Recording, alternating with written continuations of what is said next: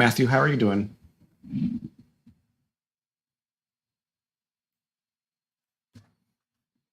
I thought I would do some live streaming tonight. It's clear, and M58 is out, so I thought I'd do it. Just do some. So let's see. Says need to run up and do a pointing model with the CDK 24, but I'm too lazy. I'll just live vicariously through you. Yep. Yeah, that's good. I'm glad you're doing well. I just heard in Discord, I don't know, maybe you saw it too. Alan Wallace died. He passed away. I was not aware of that. It's sad. Sad. I didn't. It's always sad to hear that. Just right before I was going on stream. Yeah, it's. Yeah, I can't believe it. He just did a video on, capturing that comet. Well, like a couple weeks ago. I just can't. I don't know.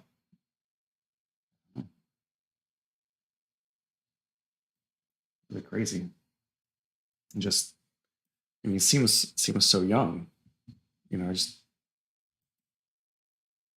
Yeah, I can't ever pronounce his name. Sorry. Yeah, it's yeah, it's. Can't believe it. So.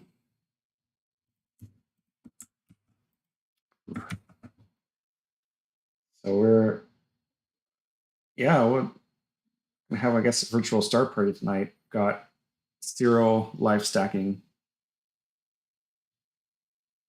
going up, and yeah, I'm not exactly sure how to pronounce his name. I always forget. It's hard to keep track of all the YouTubers, but I watched some of his stuff and it was really good. It's kind of, I don't know. So yeah, the stuff he did was really inspiring. So let's see. What I've got so far is M58 up. It's live stacking in serial. I don't know, about a year ago I started doing this, and I haven't done it since the last Galaxy season. But my equipment, I'm using a GSO 6-inch RC telescope on my HEQ5 mount, well, Orion Sirius. And we're doing 2-minute exposures.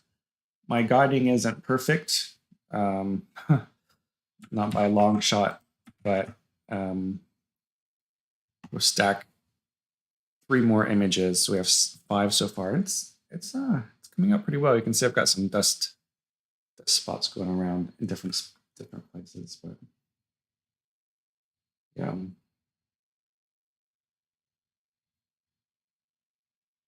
Yeah, I agree. His Milky Way shots were really good. And that last comet that he got, it was great.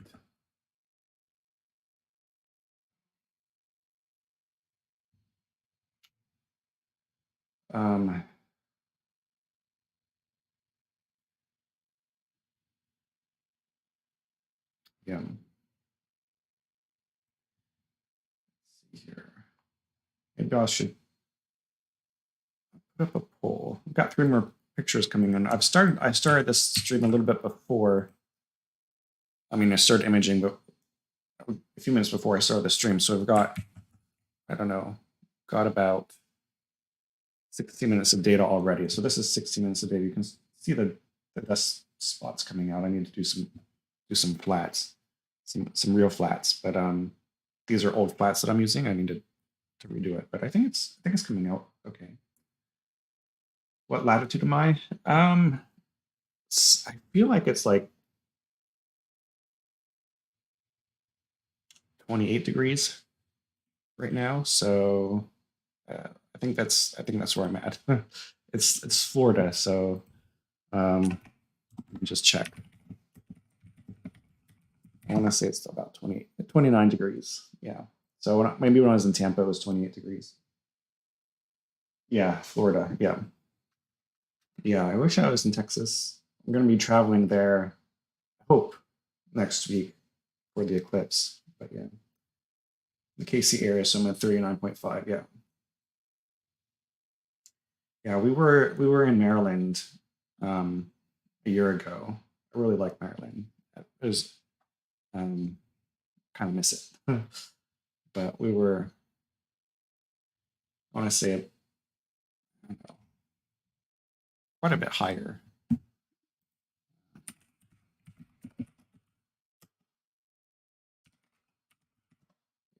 Yeah, about 39. So yeah, about that same, about right where you're at. So it was really kind of hard to get anything, you know, near the core of the Milky Way there. It was just because I had trees and everything. It was just, it was kind of difficult.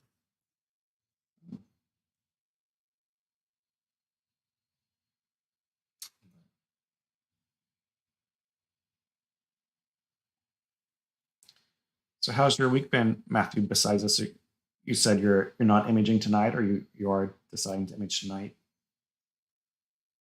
It's very clear where I'm at, and so Westminster, Hagerstown are nice. Yes, yeah. Mhm. Still working on the scope. Oh no. Okay. Yeah. Yeah, we were a couple hours away from Hagerstown, and one time we went past Hagerstown into almost West Virginia, right on the border of Maryland and West Virginia, to like a place that was Bortle 2. And we got there and it was like the summer. So I was like, oh, we're going to get some great Milky Way shots. Unfortunately, the fog rolled in. So we were right next to a river, and I guess summer and all that rising heat from the river just came up, and it ruined our trip. Well, it ruined my trip. Um, Everything else was okay for the rest of the family, but um, I couldn't get any imaging time in. I bought a mini PC and I've been getting it set up so I don't have to have a 30-foot long, yeah, USB 3 cable running. That's good. Yeah, that's nice. Um, pretty much got Voyager all set up. I'd like one to double check my settings, but it works. And to get the install software for ACE domes so I can get that linked up. Yeah, that's pretty cool. So yeah, I think you're gonna have a great setup. I think. Yeah, it did suck. It did suck. Uh, the QHY 600 Pro is rough though. Is it? Every 3 images is a gigabyte. Oh wow, yeah, that is. You need a lot of storage. Yeah, yeah. That's why I like my 294. It's in 2x2 mode. It's perfect for a lot of shots, and the file size isn't quite as big. But like, yeah, every 3 images being a gigabyte. I guess if my 294 was in bin 1x1 mode, like in bin 1 mode, then it would be fine. It would be pretty big too, but yes, yeah, might as well be.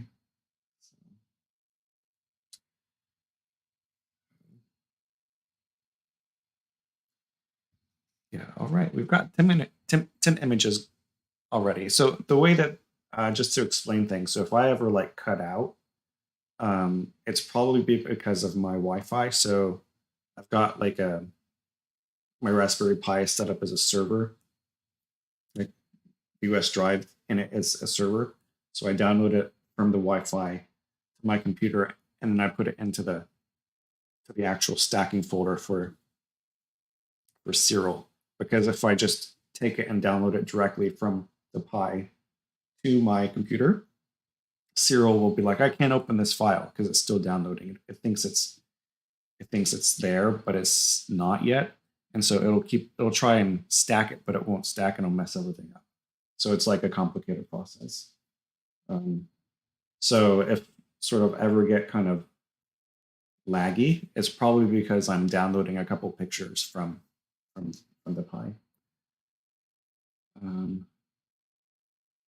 Looking into maybe getting a cradle point setup going. I'm not too familiar with them, but I have a nearby cell tower, and I was thinking of testing T-Mobile, Verizon, AT&T sims and see how that goes. Yeah, that might be interesting. I'm not too familiar with those either.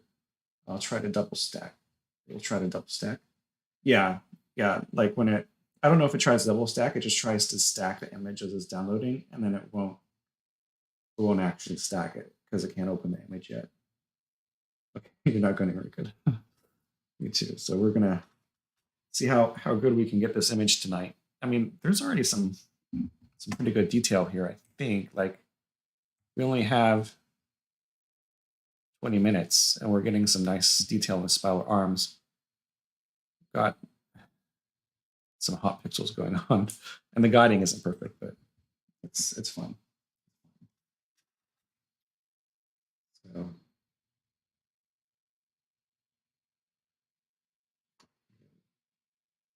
should start a poll. I guess maybe I should start a poll. Like, are you guys? I guess it's galaxy season, right? Are you excited for galaxy season?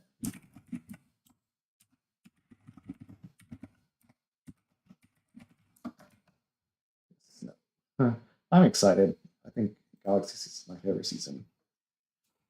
I know it's like the most difficult because everything has to be perfect, right? Like the galaxies are pretty small. Guiding has to be pretty good. But yeah.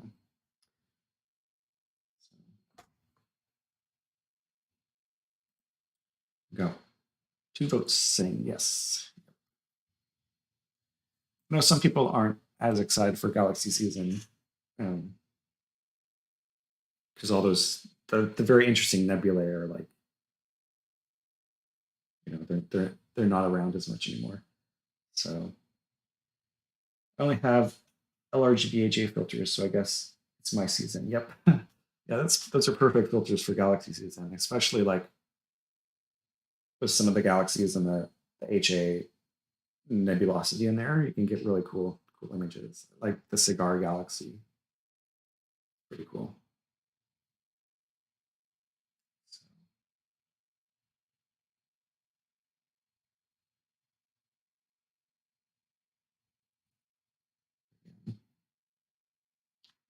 I feel like this galaxy is pretty bright. You can even see the bar in it, which is pretty cool. So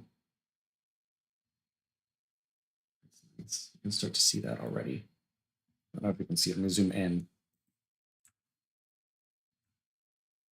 Looks like you guys see the bar going diagonally. I think that's pretty. I just like it.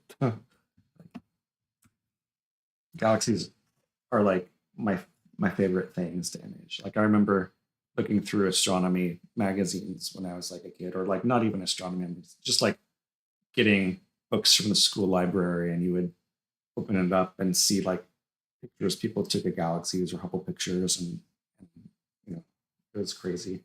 And then as I started getting a little bit older, like then I would, I got an Dobsonian telescope to look through things, and Orion would start sending me all these different, you know, advertisements, and on some of them they would have pictures that people actually took of galaxies, and I would just be so amazed that you could take galaxies with your own telescope. It was really cool. Excited for any season as long as it's clear. Been a bad spring here so far this year. Yeah, it's been pretty bad here too. Like if it isn't cloudy, it's windy where I'm at, and so it kind of gets kind of, with that RC on that mount, it's not perfect.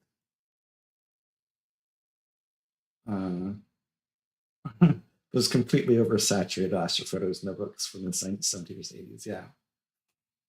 Yeah, it's pretty crazy. Or even like when was it Hubble who actually like took a picture of like Andromeda and found the Cepheid variable in there, and he like measured it and like he pointed at it. like this thing is so far away because he could, it was like a standard candle or whatever. That's pretty cool. Yeah. And suddenly people will realize that the universe is like much bigger than we ever thought it was. So yeah, it's really cool. Those like images on the plates. Yeah, that was some, yeah, pretty cool. So well, I've got some more images coming in. I got six more minutes. Let's paste them in here. So do you guys believe redshift is a measure of distance, or am I among 10 others?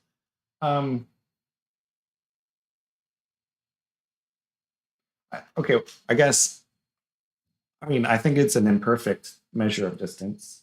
Like, I don't think like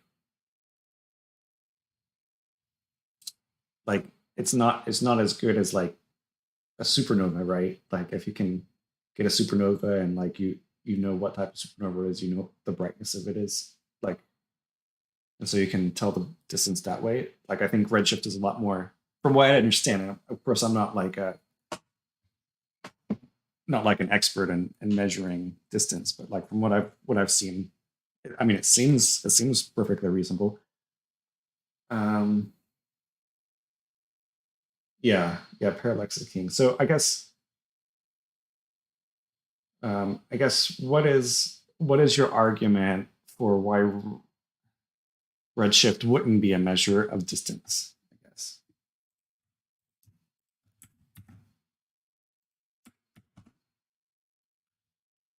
Yeah, we're stacking 3 more images.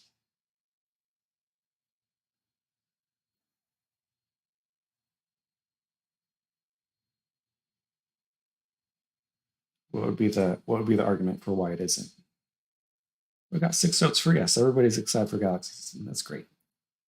I mean, we're all, I guess, a lot of us are astrophotographers that are watching, and we all love. Let's see. So Home ARP has books showing interacting galaxies with wildly different redshifts. And if you have eyeballs, you can see that they are interacting. Yeah, I guess that makes sense. But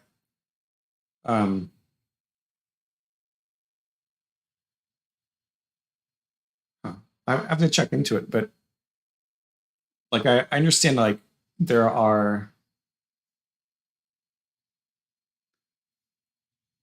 like there's measurement error with each one, right? So you get like the parallax is the best, right? Because we know how big the Earth's orbit is, and we can like see the stars shifting. So parallax is best, right? And then what is it like? You get Cepheid variables, and then you have like supernovae, and then redshift. Like there's a ladder, right? And each one kind of increases the uncertainty, right? So I guess maybe I don't know.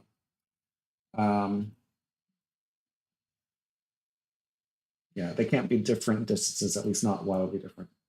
Also, some structures in space have different redshifts for different sides. Like one side of the galaxy will have a different redshift than the other side of it.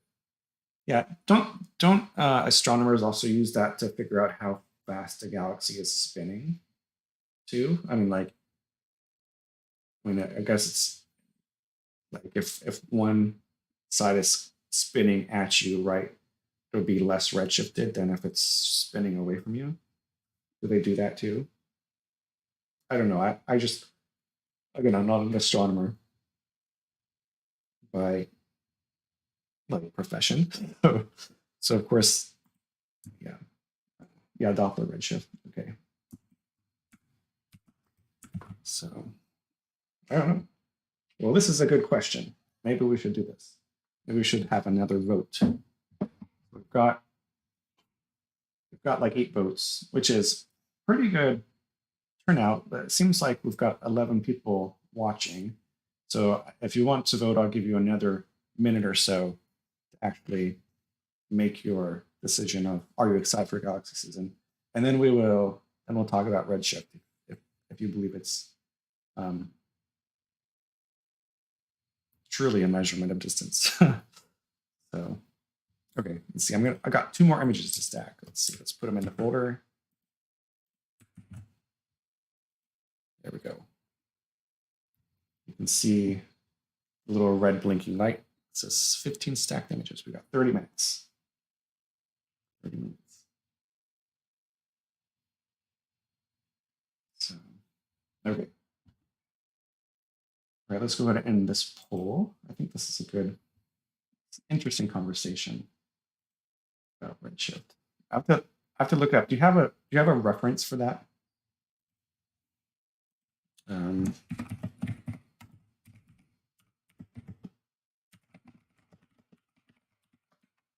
Okay, I'm just going to do, is redshift a measure of distance? I'll start the poll. Okay, that's an interesting question. My 2-year-old, is watching with us and says, "Pretty galaxy." Yeah, it is a pretty galaxy. I like it a lot. I've got a lot of like hot pixel going on here. Apparently, my master darks and my master flats that I'm using in the live stacking software aren't quite good. But yeah, it's pretty good. So, let's see. There are some arguments that mass is merely a variable of matter. It can change. No other. Sorry, it's Ecos does live stacking. No, this is Cyril doing live stacking. No other than Halton's arts publication. Okay, I'll have to check that out. That might be an interesting video to make. I don't know how many people would be interested in watching it, but yeah. So yeah. So another thing, I thought like I'd let the people on the live stream into it. So the new deconvolution tool that I'm trying to make, I don't think it's quite good enough the way I've set it up, and I'm going to start over. There are just some things that are wrong with it. So if you look at my community posts on YouTube, or if you're on Buy Me a Coffee, you can see some of my posts where I compare what the tool is doing. And it seems like it's making things sharper for the most part, but it's also killing a lot of the high frequency information, as well as like sometimes it's actually moving stars closer together.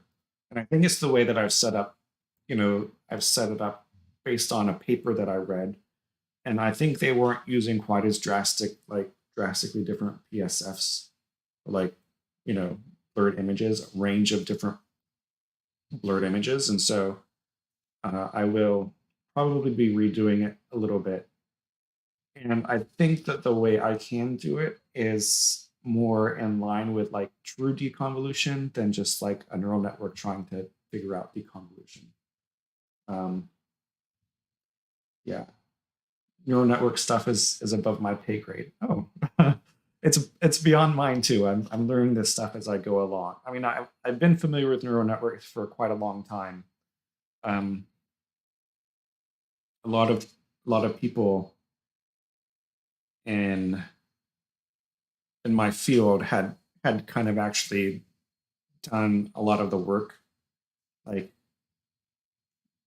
for neural networks. Like they were back in the 80s, like with analog computers, like twisting dials to make neural networks do different things, like language processing and stuff. So I've been familiar with it for a long time, but I've never actually like dug my teeth into it and like actually tried it. But yeah. But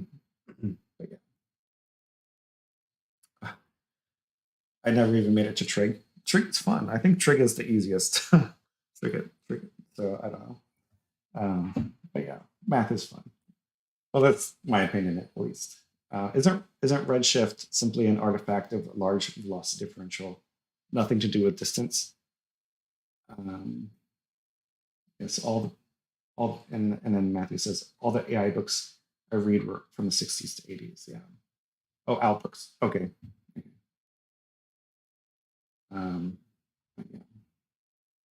So I mean, like redshift, the way that I understand it, and again, I'm not a physicist, right? It's just yeah, like that's the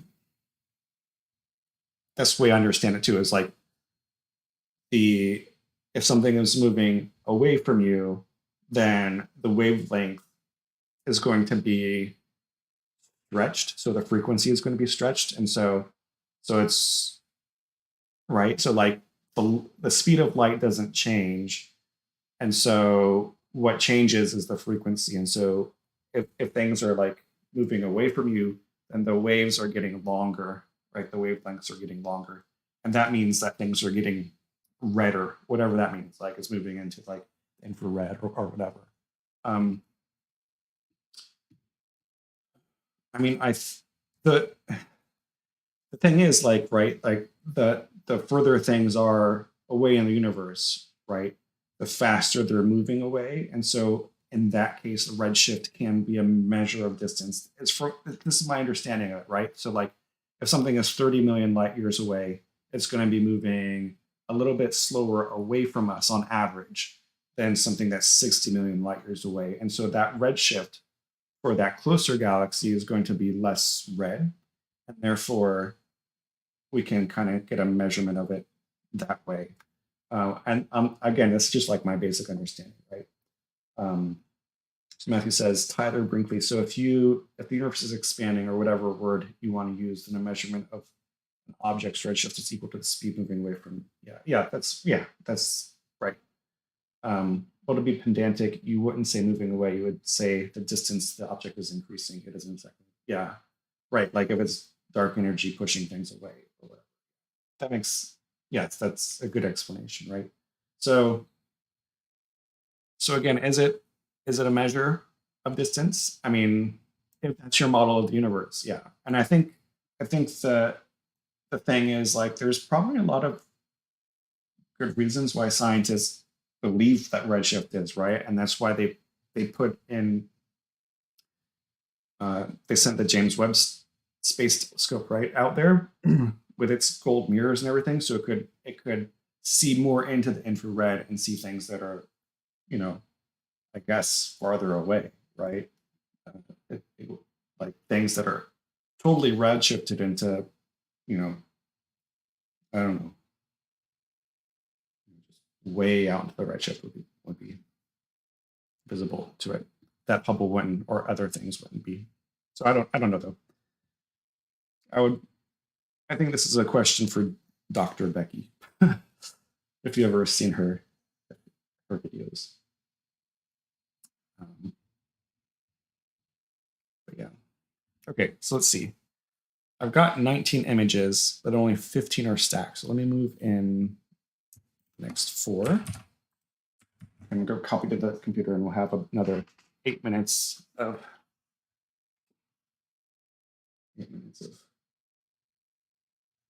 imaging that'll be stacked in just a second. Sorry if I'm rambling, but we've got we've got oh my goodness, the poll is changing every second. So I guess we've got 40% saying yes, 60% saying no out of 5 votes.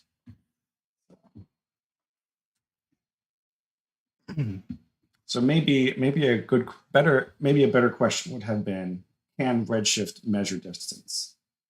If we measure the redshift spectroscopically of different elements on something like Sirius B, each element will report very different redshifts. Interesting. And that's interesting. Yeah, all I know is that, like, from what I can tell from the scientists that I've listened to, or like that, like redshift is just, it's not the best, but it's not entirely like horrible either. I mean, the range is huge, right? Like if you measure redshift, like the error is very big. So like when the news media says, okay, it's like scientists found the farthest galaxy away they've ever seen, right? And they're basing that on redshift. The measurement area is so large that maybe you can't really make that claim. So, which is fine. Some of those elements would be getting blown off the star and be heading towards us. But I mean, in general, it's just kind of weird.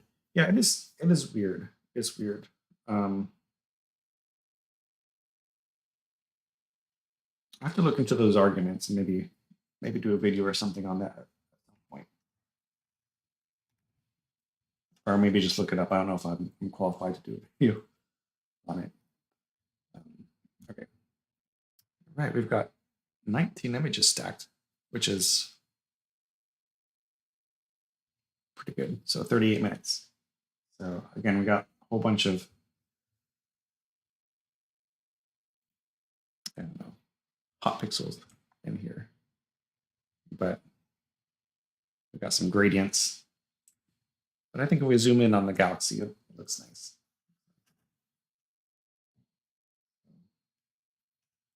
We're at 50-50. We need some astrophysicists to chime in.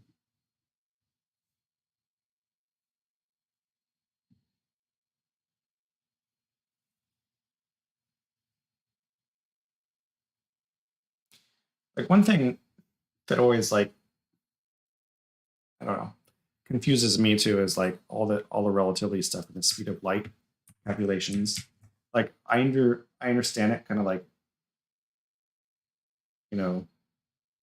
you've got to do, I don't know. But like the way I've always heard it, right, is like light doesn't experience time because it's traveling at the speed of light, right? So like the faster you go, the slower your clock moves, and light doesn't have mass, so it can travel at the speed of light and doesn't experience time. But if it doesn't experience time, right, how does it change? how does it get redshifted, right? Like that's something that's always kind of like bothered me. But like, I mean, obviously the equations work, right? Because I like Einstein's equations work because like satellites work, right? And without compensating for relativistic effects, like all our clocks on our smartphones would be off. But like, I don't know. It's just weird. I wish someone could explain that to me in a way that like I'm 5, like I'm 5. Speed of light could be variable. Yeah, I saw it. I think I saw a Veritasium video on that at one point. Like we have no way to experimentally test whether or not the speed of light is constant. Yeah, that's assuming gravity exists. Yeah.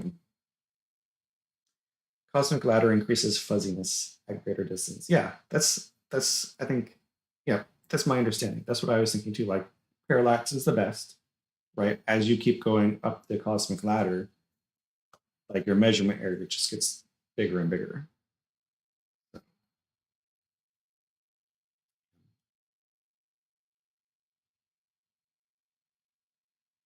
So I think the galaxy is turning out pretty nice. What do you all think? Like, obviously I'm gonna hopefully correct for the darks and stuff, but only 40 minutes of data or so, and you can see some nice structure in the spiral arms.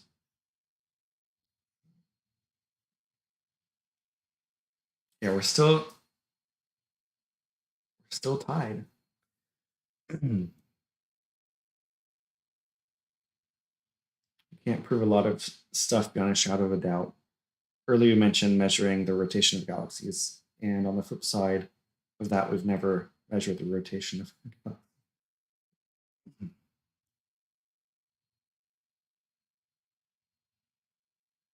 Yeah. There's some new data on variable stars that is interesting. Yeah. I know they're always like trying to recalibrate things, right? So let's see. or its movement in space. There just hasn't been enough between measurements to be accurate enough. Yeah, it's hard. It's definitely a hard problem. Yeah, I'm not an astrophysicist. There's a lot of, I feel like, complex modeling going on. A lot of assumptions are being made. And I'm not sure that all those assumptions, when you ask a scientist, right, like any scientist about anything, they'll say, well, based on these assumptions, like this is the conclusion that we made in this paper, but we could be wrong because of this or that or that. But then like when that gets translated to like journalism, it's like, oh, they found this. Yay. Like a lot of the uncertainty gets lost between, the actual science and the journalism. A lot of them really don't speak like that. A lot of the scientists or a lot of the journalists. That's my only pet peeve. I think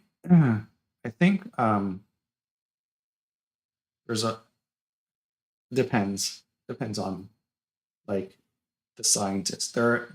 Sometimes the more outspoken scientists,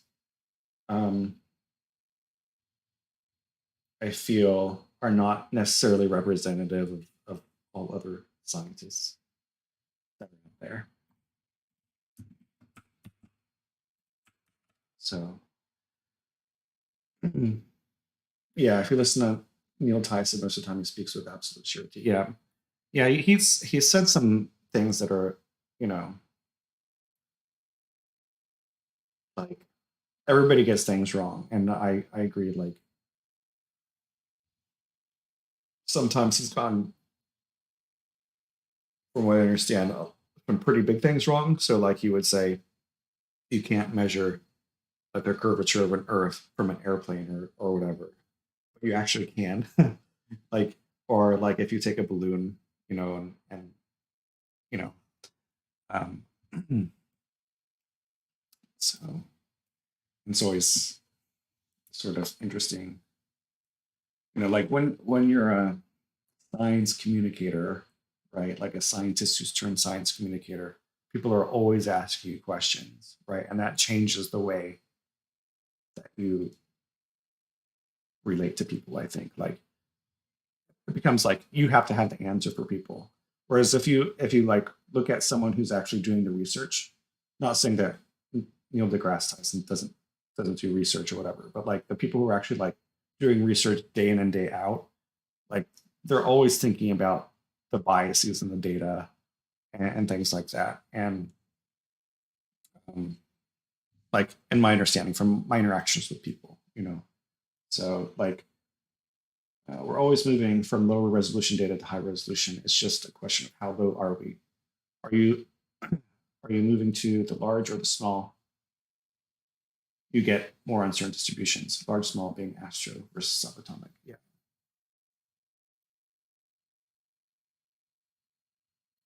Yeah.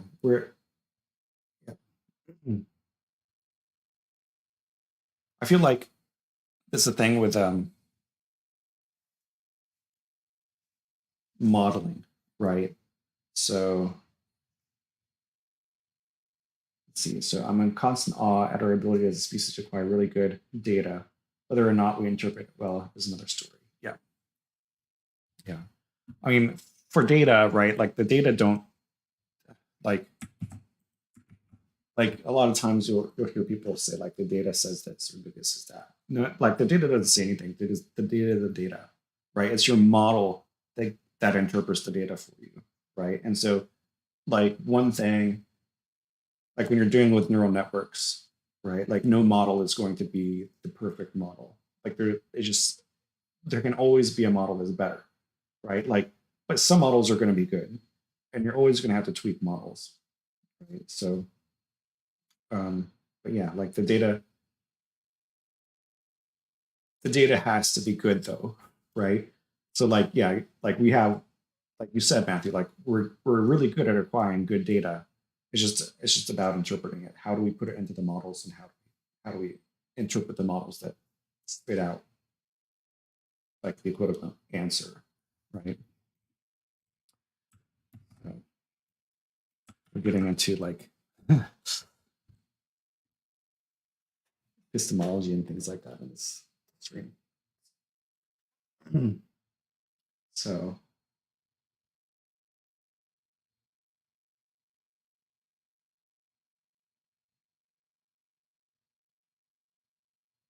yeah. I missed earlier, but what equipment are you imaging with? So I the scope is an RC, like a GSO Ritchie Creation 6-inch, and then it's on my Orion Sirius mount, and I've got the ZWO 294mm Pro camera. That's just a luminance filter on it right now. I did try to put in some master dark and master flats, but it's not correcting out very well. And it looks like I've got a little bit of tracking error going on too, which means it's a little bit windy outside, and so the guiding isn't perfect, and that scope is a little bit too heavy for the mount, so any amount of wind is just going to like blow it. It's not perfect, but I have fun. Most of the equipment is, I think, linked in the description of the video, except for the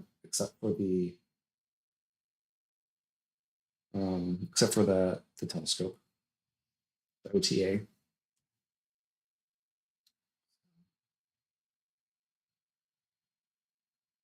Yeah, I think it's looking pretty good.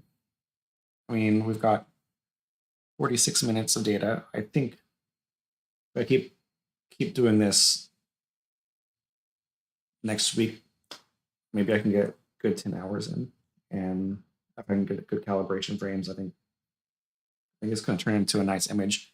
I don't think the stars shapes are going to be perfect. I don't think my mount is good enough at that focal length to make the star shapes round. They're going to be a little bit oblong, but it'll be okay.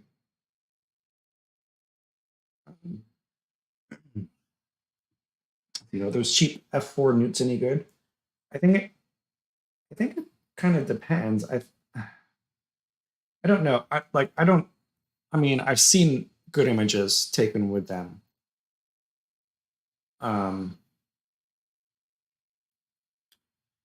You should, but I can't say, right? Like I haven't imaged with one. I never thought that I had a good enough mount to get like the 8-inch version of like an 8-inch astrograph, like a Newtonian astrograph. Like I never thought that my mount was good enough for that. Although I really wanted one like this, like, but so I decided to go with a 6-inch RC. I kind of wish I would have gone with a 6-inch Newtonian instead, because the RC is the focal length is longer, it's slower. The secondary mirror I feel is a little bit bigger, which reduces contrast a bit.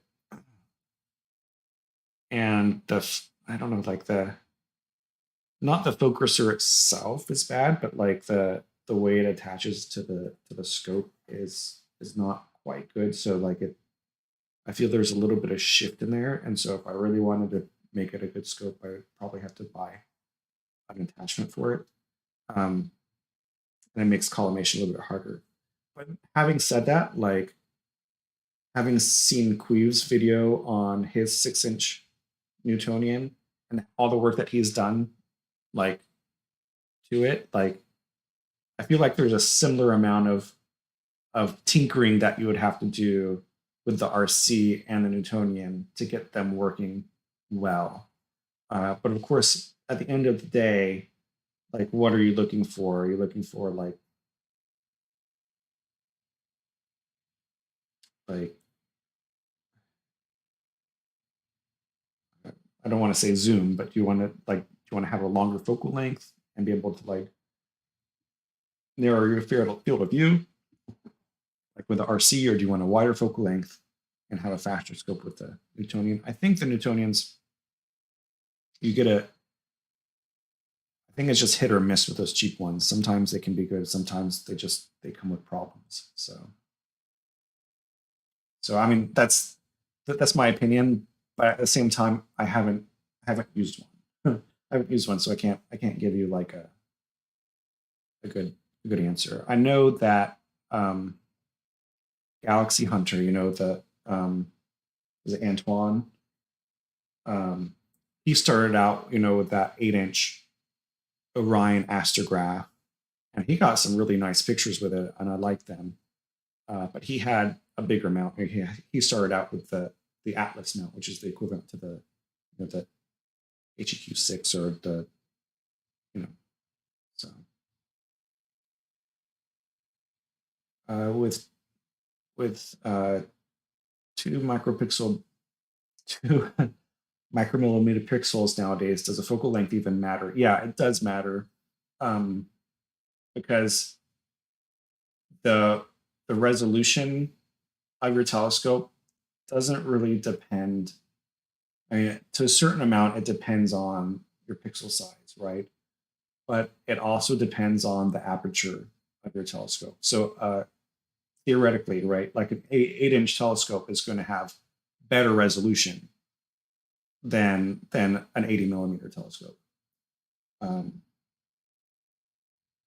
With those tiny pixels, I feel that you can crop. You can crop, but you're still, for some targets, you're still not going to get the same resolution.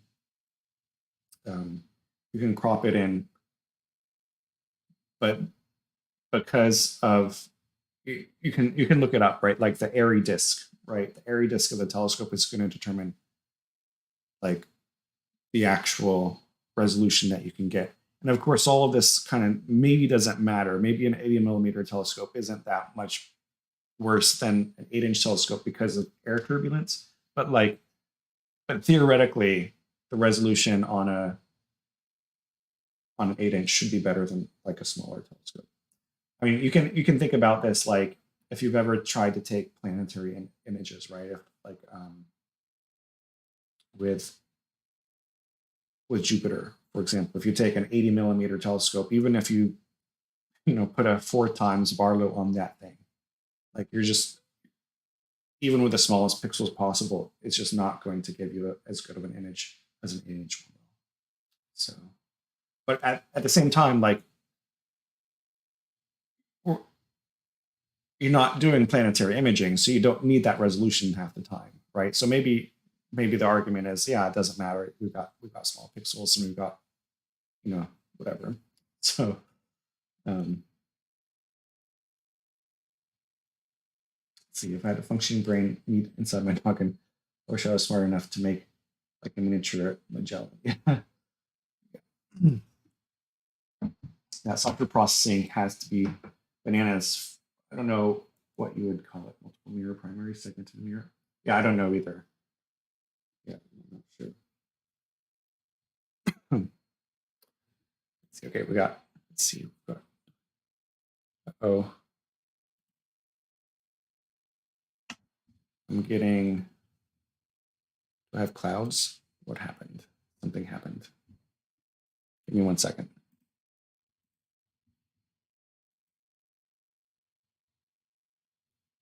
I guess it lost a star for a second, so I guess it's fine. I heard the PhD 2 beep, so.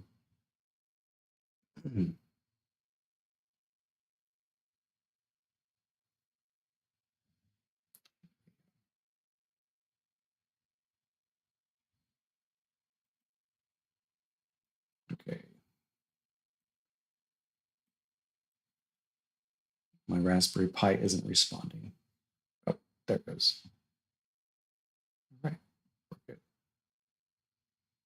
So is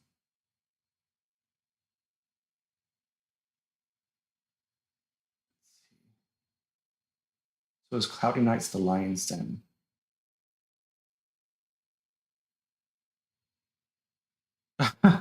The threads I've looked up on there have gotten pretty heated and wild. Have they? I feel like whenever you mix internet and oh no, getting some weird guiding stuff going on.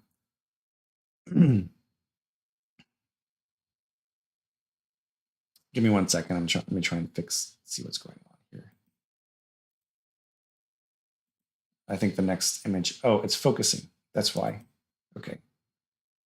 It's like PhD2 is yelling at me, but it's focusing. So sorry, distracted. Have the threads gotten pretty wild?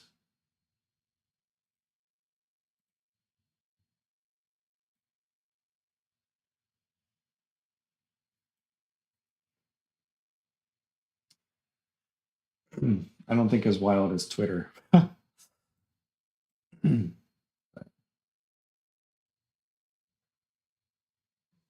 Yeah, I sort of seen some with the mega guide guy that have gotten pretty mean. Oh, meta guide? Oh no. Yeah, social media is weird. Like you get enough people doing anonymous things, like it's weird. It's weird. Okay, let's see. I've got 27 images and it's refocusing. I've got 23 images stacked. So that means I need 4 images. So hopefully I've got it stacked. Yeah. I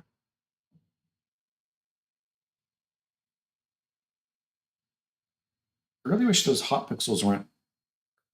I wish those hot pixels weren't there. But I don't know.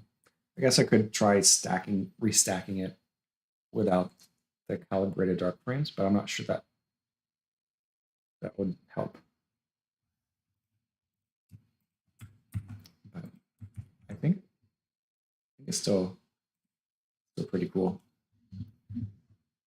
Okay, stacking some more images. I think one image didn't go through. We'll just leave it out. Or I can try and figure out which one it is. 20.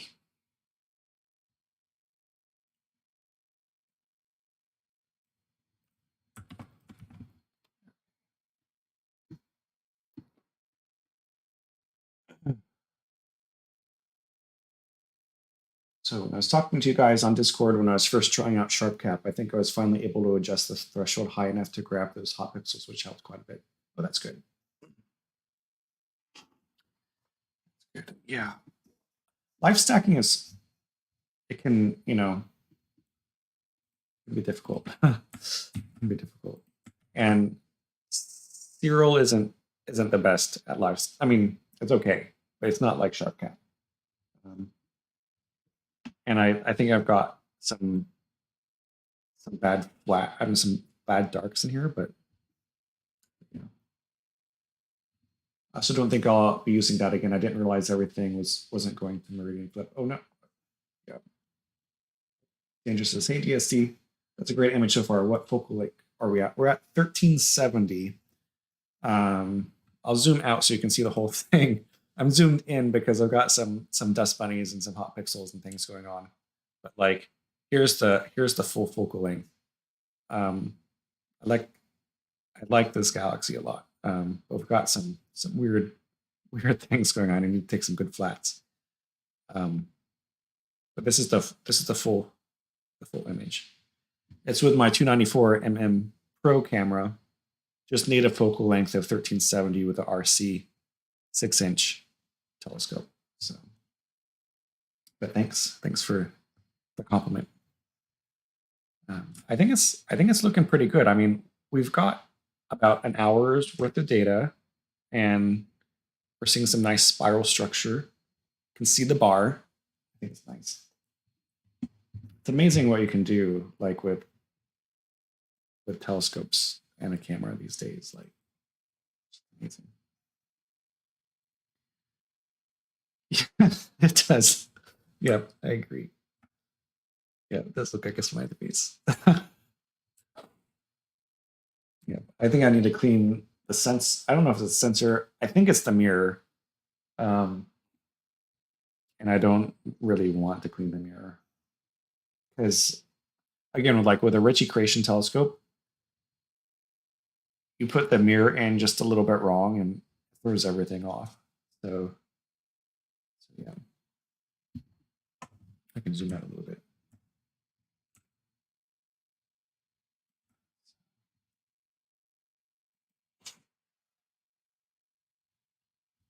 Let's see.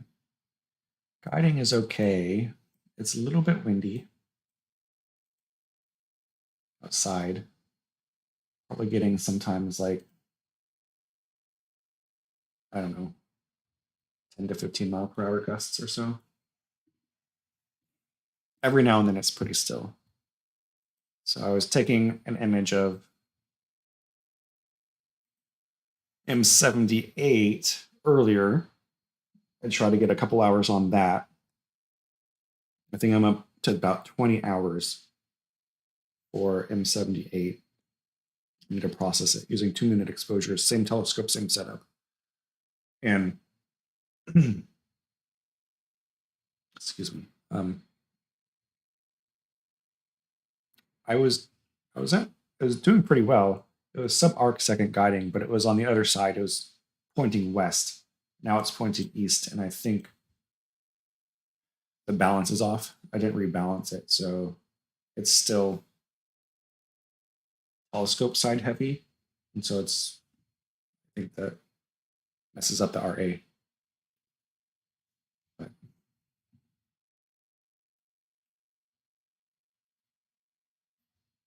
we've got some dust. We've got dust spots. We've got hot pixels. With some better calibration frames, I think those will go away.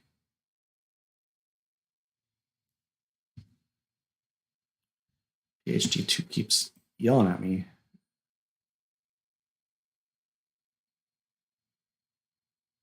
We get some gremlins, I think, happening in guiding. And I think it's just the wind, mostly.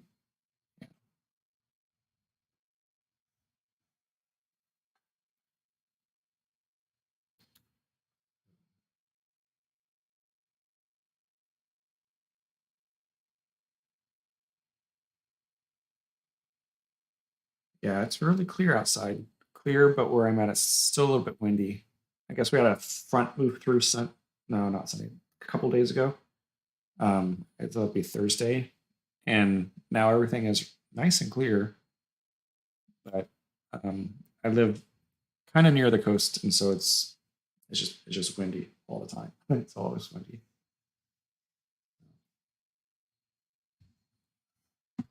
Let's see.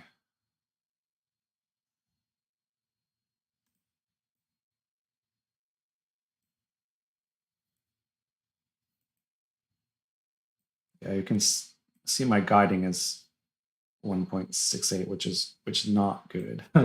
Not good for the focal length. Like it should be like at 0.7 to get it decent. Everything's going to be a little bit more blurry.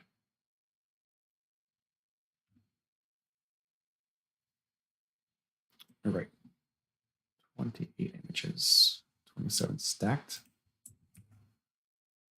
Go ahead. Stack the new one. That's some really nice detail already. It looks pretty small, even at 1400 millimeters. Yeah, it is. It's not a big galaxy. I mean, it's a huge galaxy, but it's like in the sky, it's not that big. But I like the smaller ones. I was thinking about, maybe using my C8 with it, but I really didn't want to do like 15-second exposures, which was like what I would probably have to do to get any sort of decent guiding. I've done that before, of course. So let's see. I've got a dual OTA Meade LX80 mount. I really want to try, but the plastic gears and the ROA clockwork are chewed up. Oh no! Oh man, those. Yeah, those Meades for a while there, they were like, I don't know. I just remember hearing a lot of complaints about them.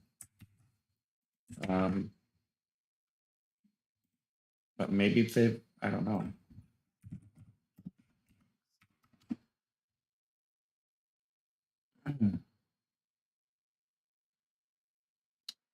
It's just, but maybe I'm wrong. Maybe I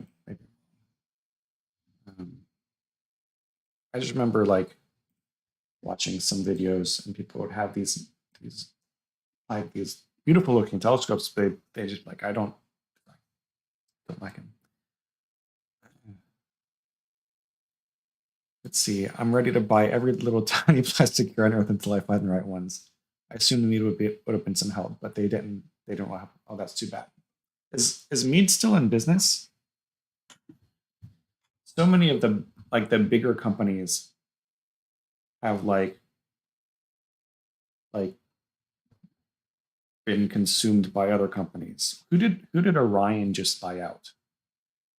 Someone applies to the emails. Let's see. Mead telescopes.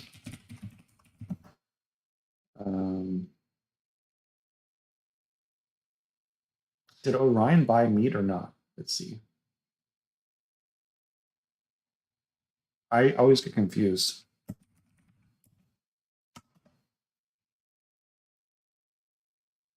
Is Mead owned by Orion? Yeah, Optronic Technologies is a parent company of Orion and of Mead Instruments. I think they merged. So probably what happened, someone from Orion is just like, I don't know. They just don't. That's my guess. I wonder if you could have it machined. Do you have the? Could you get it like actually get like a metal one? Go to like a machine shop and have them create it for you. I swear the LX85 gears are the same ones. I mentioned that, but they were like, no, I didn't even offer to. Oh no, yeah, that's not right. That's not good. I have scans, yes. I wonder if you could like go to a machine shop and just have them make some nice metal ones for you, or would that maybe that wouldn't work? I don't know. So, let's see. Got a couple more images. Go ahead and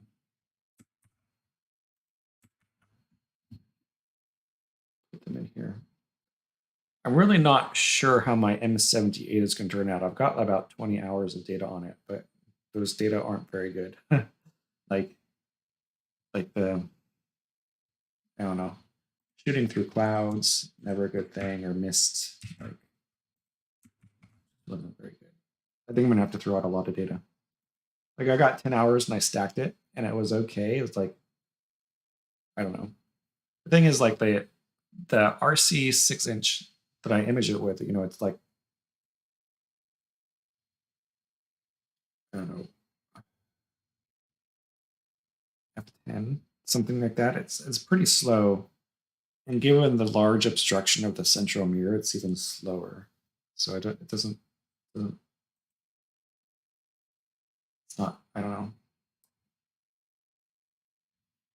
It's probably better for something like galaxies than a reflection nebula in Bortle 5-6 skies.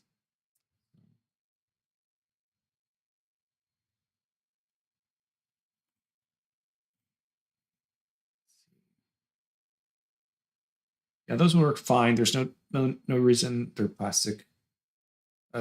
Yeah, they could be centered for all I care. It's time someone starts yelling off-axis OTAs. Yeah.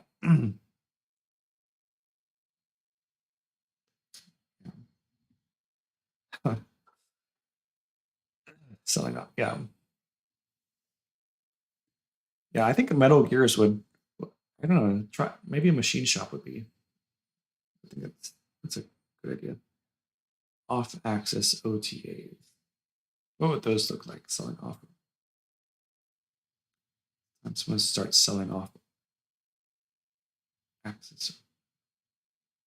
OTAs. I'm sorry, the triangles. Yeah, I'm just getting parsing the words like it's time to start selling off-axis OTAs, or it's time to start selling off. And so that's where I was getting confused. It's like to sell off something, right? I was like, selling off axis OTAs. I didn't. It took me a while. Yeah. Secondary isn't in the path of light to the primary. Gotcha. Yeah. Well, they've got the dual cameras, right? Those dual sensor cameras. I was watching the narrowband channel, and he was talking about off-axis guiding and how a lot of chips nowadays, the sensor can be split apart, in software. So if you wanted to, you could use like the left third of your sensor for the, for an off-axis guider or something. And that left part of the sensor would be sent to PHD2 or whatever guiding software you're using. And then the right part of the sensor would be used for like the actual image. And that's pretty interesting idea. And you said that like camera technology is already there. You can already do that, but like no one has developed the technology. Like, I guess it's not, prevalent in astrophotography. On-axis guiding is where it's at. Yeah. Yeah.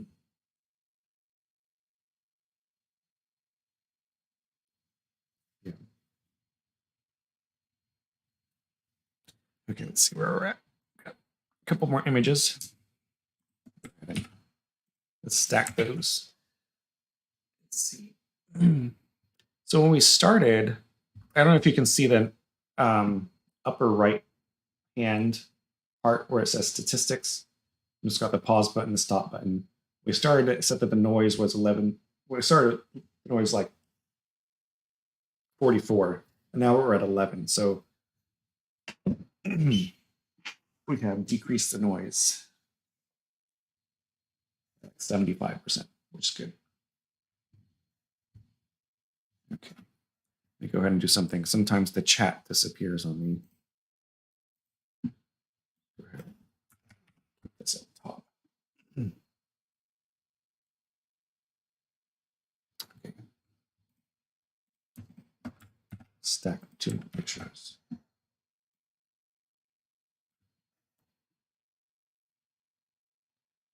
All right. So is redshift a measure of distance? We got 11 votes. Looks like the yeses have so far they're in the lead, 64%.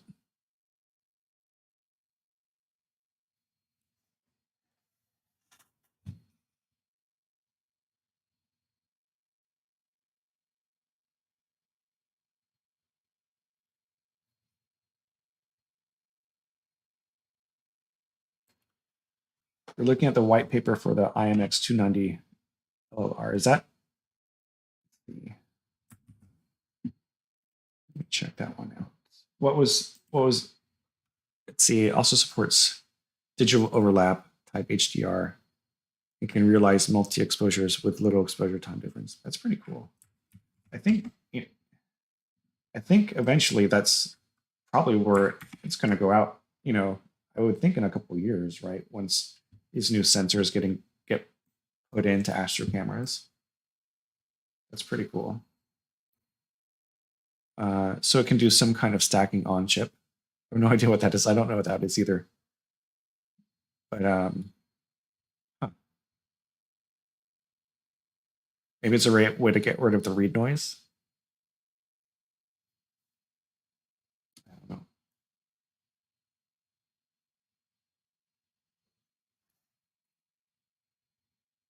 So if you can stack multiple, like I don't know. I have to look into it. People are coming up with all sorts of cool ideas.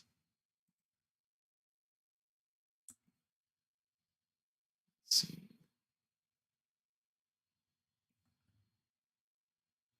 My SV Bony 305M Pro, but I haven't seen any kind of software that recognizes the camera, bring up anything that relates to that. Yeah, I think it's the limitation of the software at this point. I feel like someone's going to do it soon, right? They're going to be like, we've got this technology, we can start making things easier on people. Yeah. I mean, I'm using an off-axis guider now, and I like it, right? I had don't know, used to do little guide scope, piggybacking on the larger scope. And even if guiding looked perfect, there would be some sort of flexure between the two scopes, and eventually things would like go bad, and every few images I would just get weird tracking errors that shouldn't have existed based on how well it seemed like PhD2 was saying the guiding was. And once I went to an off-axis guider, things just got a lot better. But if you could do imaging with guiding on one sensor, you just allocate part of that sensor to be the image and part of that sensor to be the guiding camera, then that would make things so much easier.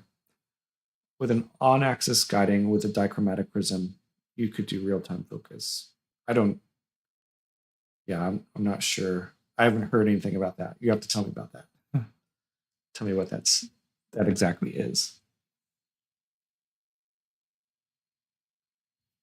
You could do real-time focus.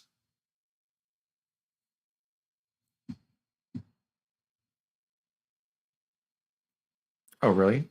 Innovations Foresight sells them? I have to check. Let's see. Okay, I've got 3 more images. Go ahead and stack those.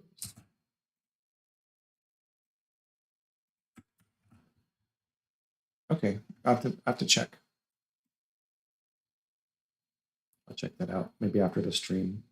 So much stuff people tell me on the stream.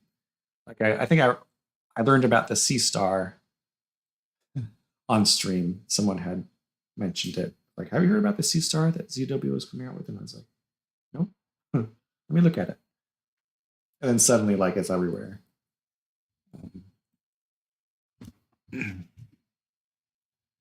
So I have to always think it's fun. Okay, 3 more images. We'll see. All right, they're stacked. It's a nice looking galaxy. I was thinking about doing a couple other galaxies.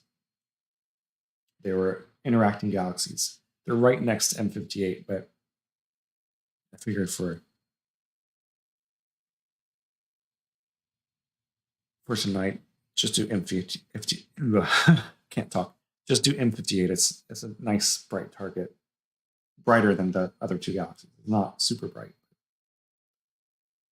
I was corresponding with him in regards to the AI models that analyze the wavefront, do focus and collimation. Oh, cool.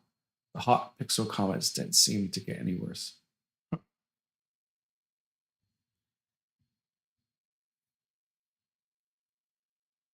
Interesting.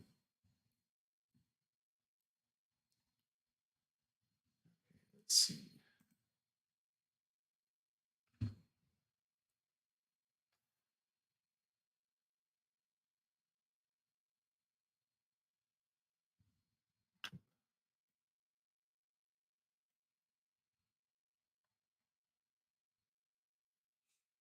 Let's go ahead and start maybe a new poll. See if there's anybody else imaging tonight.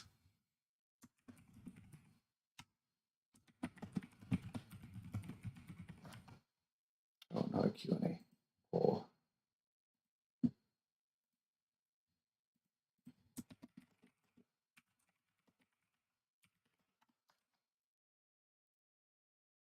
There we go. So I am, but I can't vote. Yeah. Maybe the tide's turning with the redshift question. Yeah, we'll see. It goes into everything. Yeah.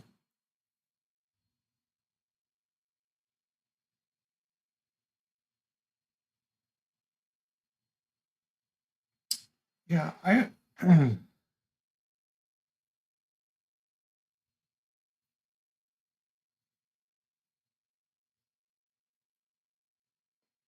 Yeah, I think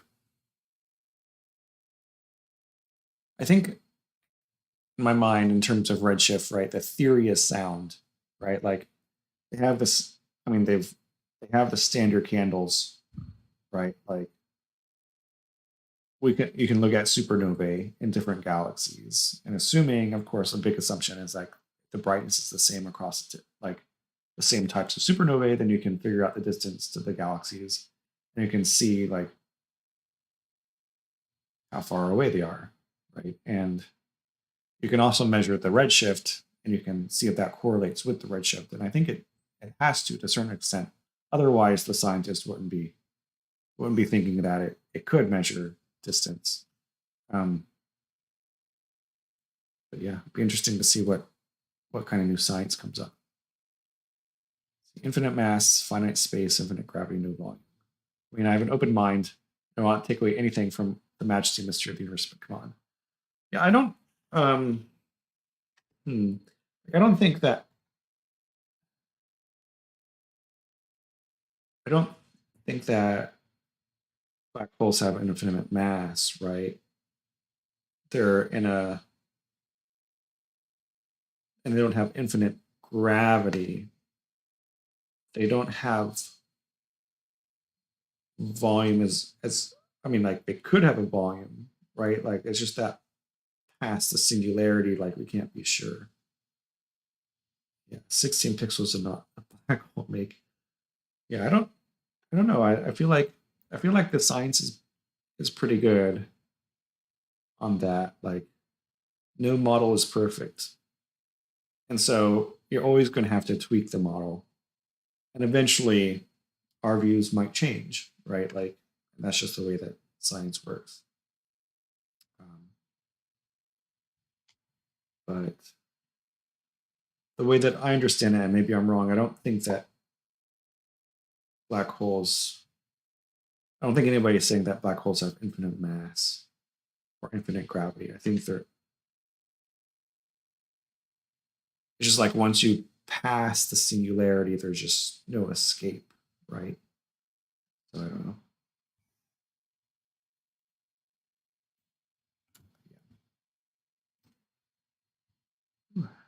Is anybody still here? Says that everybody has left. I don't know.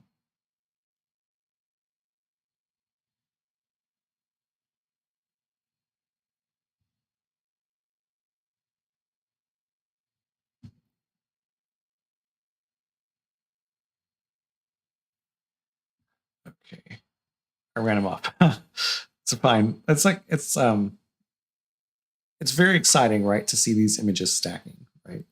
Oh, thank you. Thank you. I can see why people would like come around, look at the, look at the image and then be off.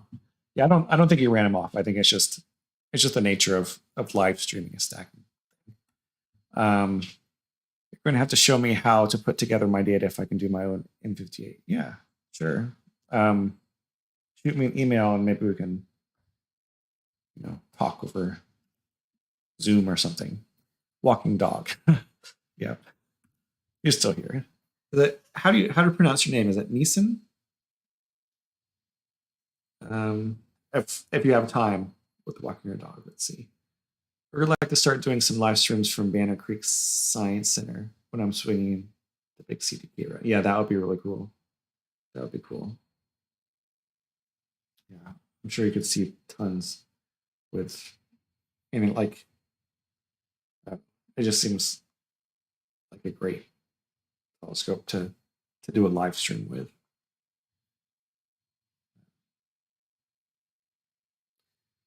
Wholly unqualified to express my opinions or answer any questions. Everybody is unqualified. everybody's unqualified to express opinions and answer questions, but we do what we can, right? There's a lot of uncertainty out there. I think like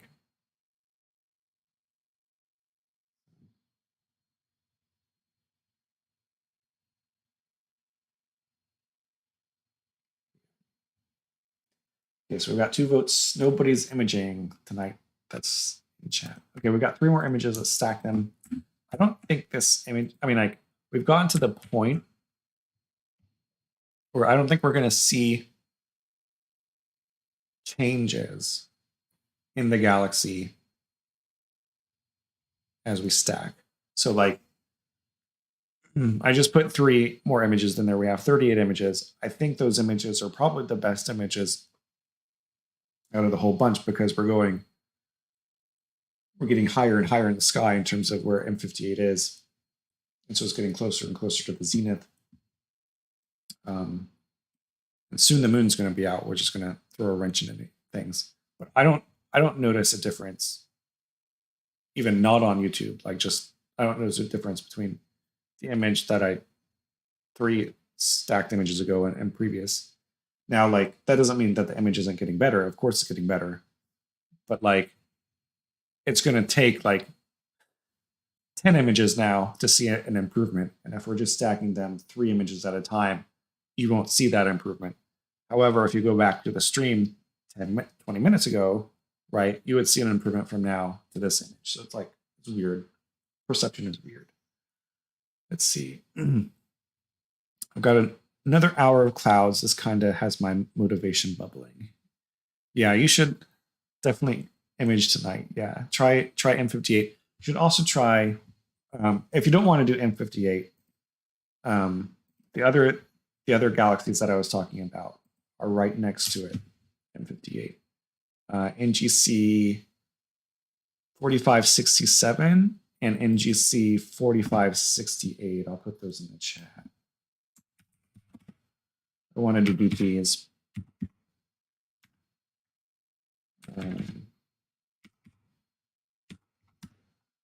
NGC 4567, NGC 4568. I thought those were really cool. They're a couple of interacting galaxies. Smaller than M58 in terms of the angular size.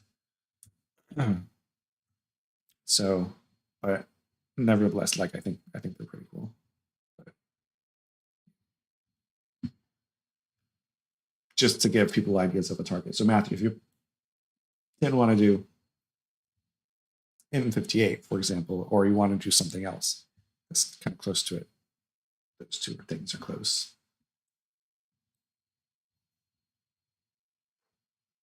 Yeah, let's see.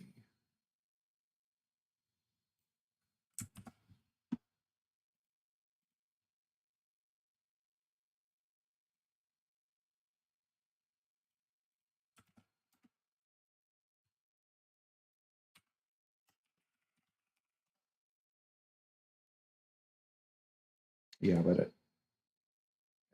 so what, Matthew? What telescope you're going to be at an hour if clouds get, go away? You thought you'd try to grab those the other day when setting up the scope? Yeah, that's pretty cool. Are one of those like a needle? I don't think so. No, I think they're both kind of at us. One is almost at us like this, and the other one is kind of like a little bit more angled, and they're kind of like coming at each other like this. They're pretty cool. And then there's a couple of other smaller, like, I don't know, what do you call them, like other galaxies to the side that don't have much spiral structure in them. What I guess I should ask, like, what, you're not imaging with a CDK, right? Or are you imaging with it? Oh, there are a lot of galaxies in this area, like the M58 area. They're like, you just, I don't know. You can look at Stellarium, for example, and like they're just all over the place. Like you can point it anywhere and find a galaxy. Imaging with a CDK, yeah, that's pretty cool. Yeah, so like if you would point it anywhere in that sky, and that I think it would. I can only do north, west, south. My observatory building obstructs the. Oh yeah, These galaxies should be almost be at the zenith at this point. So M58 transits at 1:30, so like an hour we're at. So are you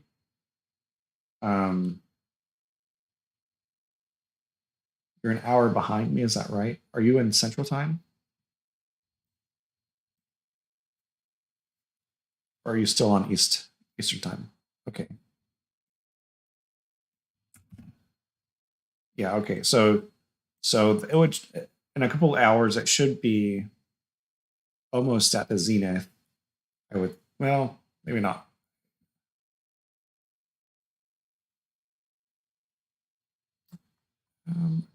But you're definitely getting close.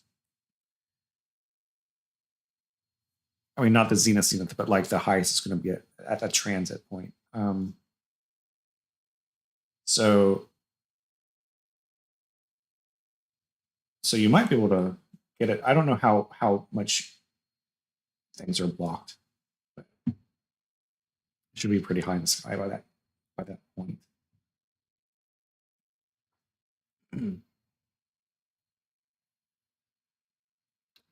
Let's see. I wonder if there are any other galaxies that we can find in this image. So there should be one. Yep, there's one right here.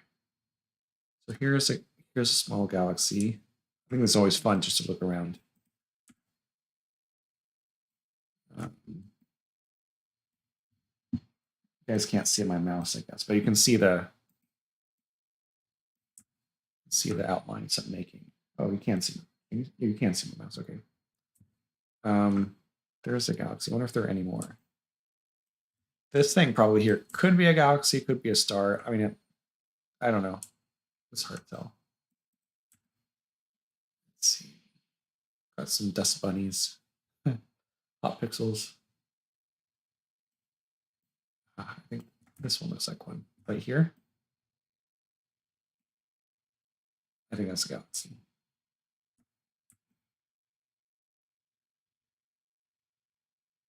Some of the more fuzzy things are probably galaxies, but just hard to tell. Like this, I think this is a galaxy, but I don't exactly know. Can't be 100% sure. Send it to Nova for annotation. Yeah, I should. I have to like take the stacked image because the SNRs. I mean, I guess I don't have to. Yeah, let's see. Let's see if I can.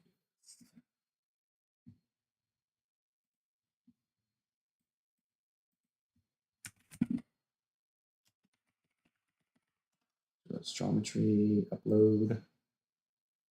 Find the file.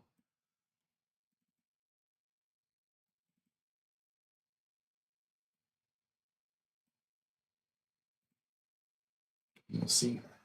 Okay, we'll take a.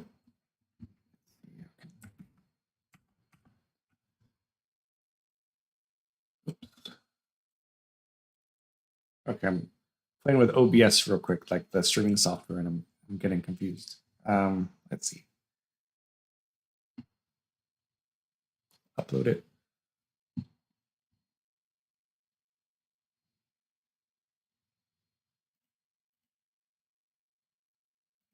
Okay.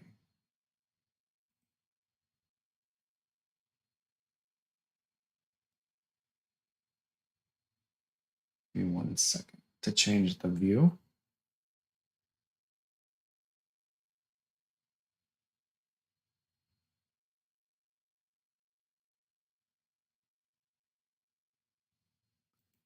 Here we go.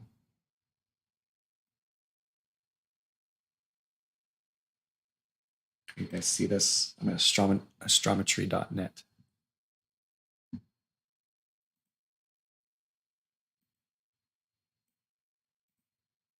It's working on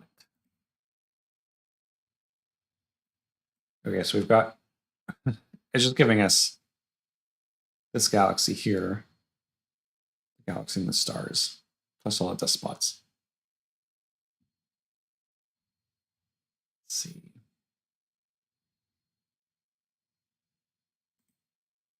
If there's anything else in here. Oh, a couple of things here. I guess that's a galaxy. Of course, it's a galaxy, but we knew that. Just the stars. Oh no! Oh, you guys can't see everything. Give me a second. There we go. So up in this corner here, you can see galaxy, and then so yeah, popped up on their main page. Oh, cool. I'm viewing your image in Worldwide Telescope. Really? Cool. Let's see. Popped up on their main page. Okay. What's it say? Do you have a link? If you don't,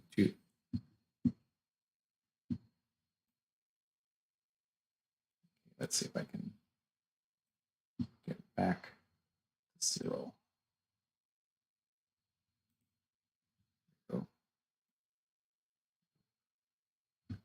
Not what I want. 0. There we go. On your pictures page, there's a link on the right. Oh, is there? Okay, give me a second.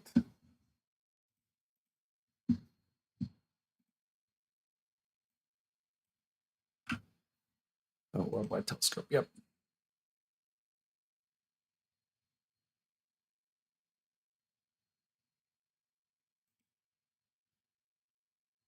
Okay, let me change that view again. Let's go back. Here, is this it? Oh, this is it. That's cool. Like it. Yep, that's where I'm imaging. That's it. In the sky. So yeah, that is pretty cool.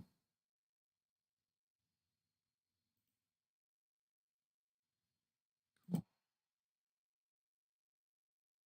What is this? Oh, I thought I was pointing to something.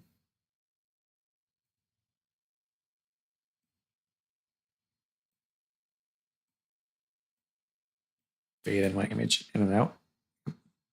Oh, this is just one stack. I mean, one subframe. So that's cool. I like it. Okay. Back to 0. Yeah, it's really cool.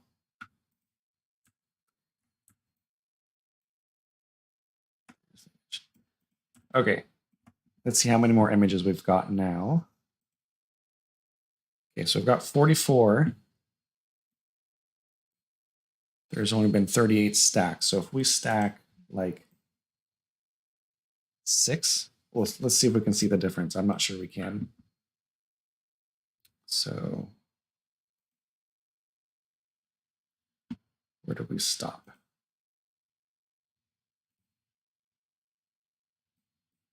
Stopped on image 38, so 39 to 45.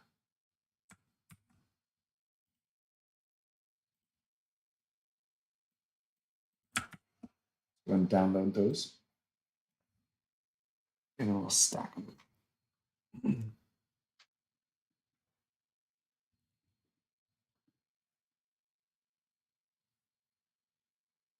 What's the aperture of your CDK?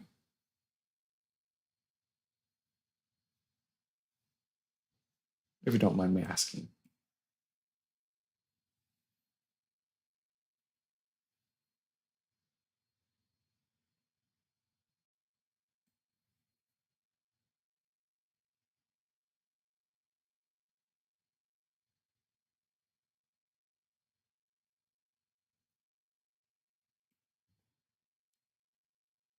$610 millimeters. Wow. Nice. It's pretty cool. Okay, so we've got, I guess we've got 7 images. Let's see if we can see any improvement. It should stack pretty quickly.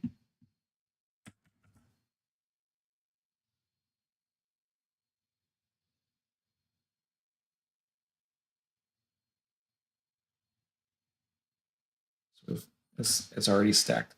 I think I see a slight improvement, but I can't tell for sure. I think it's supposed to be like 4,000 focal length, 610. Wow. But depending on the camera, I get varying plate solves, like 2,974. Yeah, I can be, yeah, maybe the camera, maybe sometimes collimation can affect things, I feel like, too.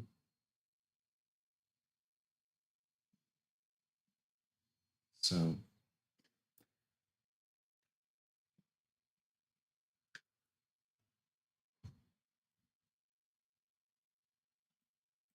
let's see. So what is that? Like F8 or something?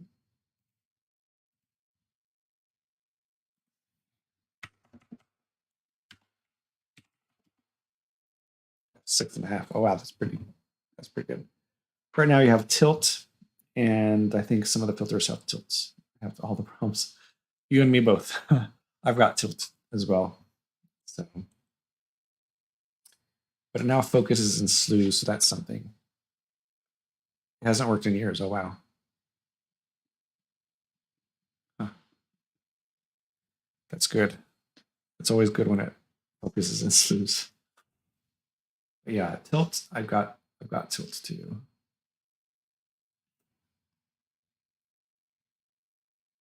So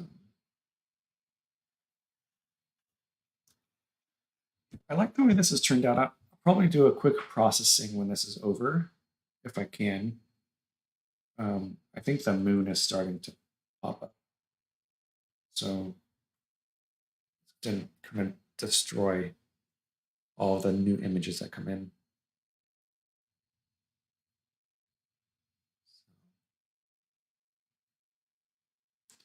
Yeah, I'm glad that you got it working like you had. And you've been doing a lot of lucky imaging with it, right? So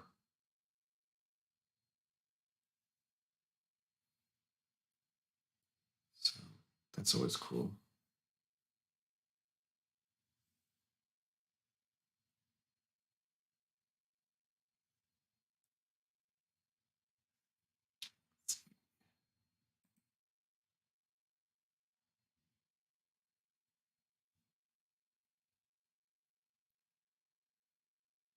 Let's check the guiding.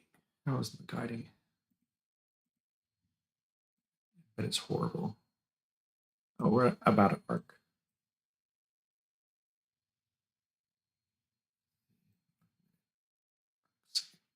Yeah, it's not bad. Not bad for my setup. Oh, what happened?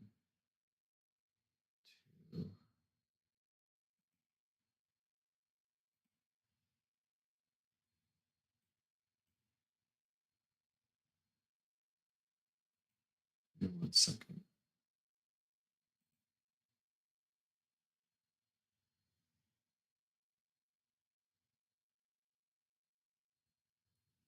Like I lost.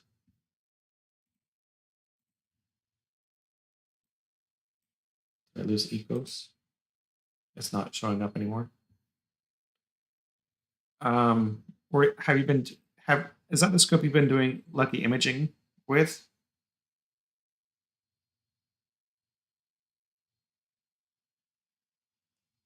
Or am I just confused? Like with the maybe not lucky imaging, but like this the short exposure.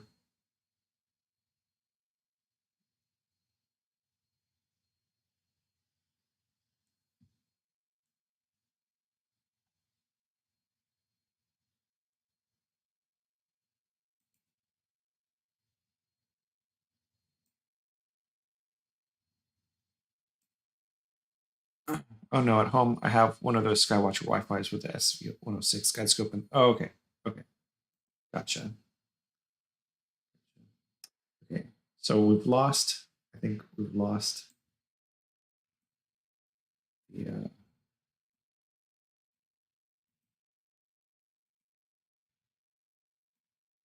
There we go. There's ecos. or well, there's the Raspberry Pi. Okay, so guiding is, it's okay. Like, it was doing better.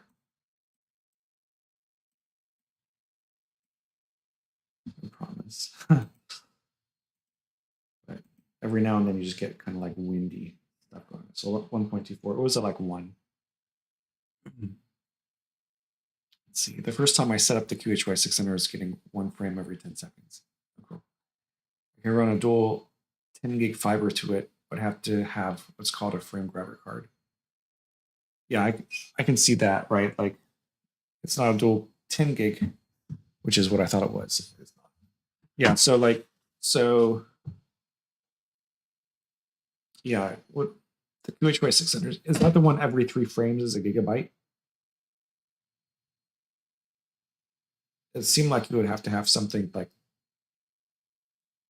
to transfer to get a frame every 10 seconds. Maybe not. Maybe USB. It's fast nowadays. Yeah.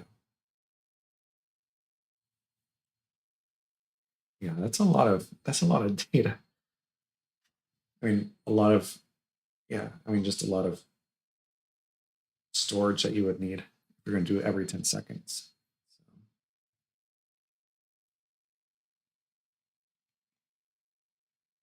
yeah. Huh. My reports are not network. Yeah, that's a shame. You'd like, it's always weird figuring out how fast different cables are and things like that. I feel like, let's see. Zoom out.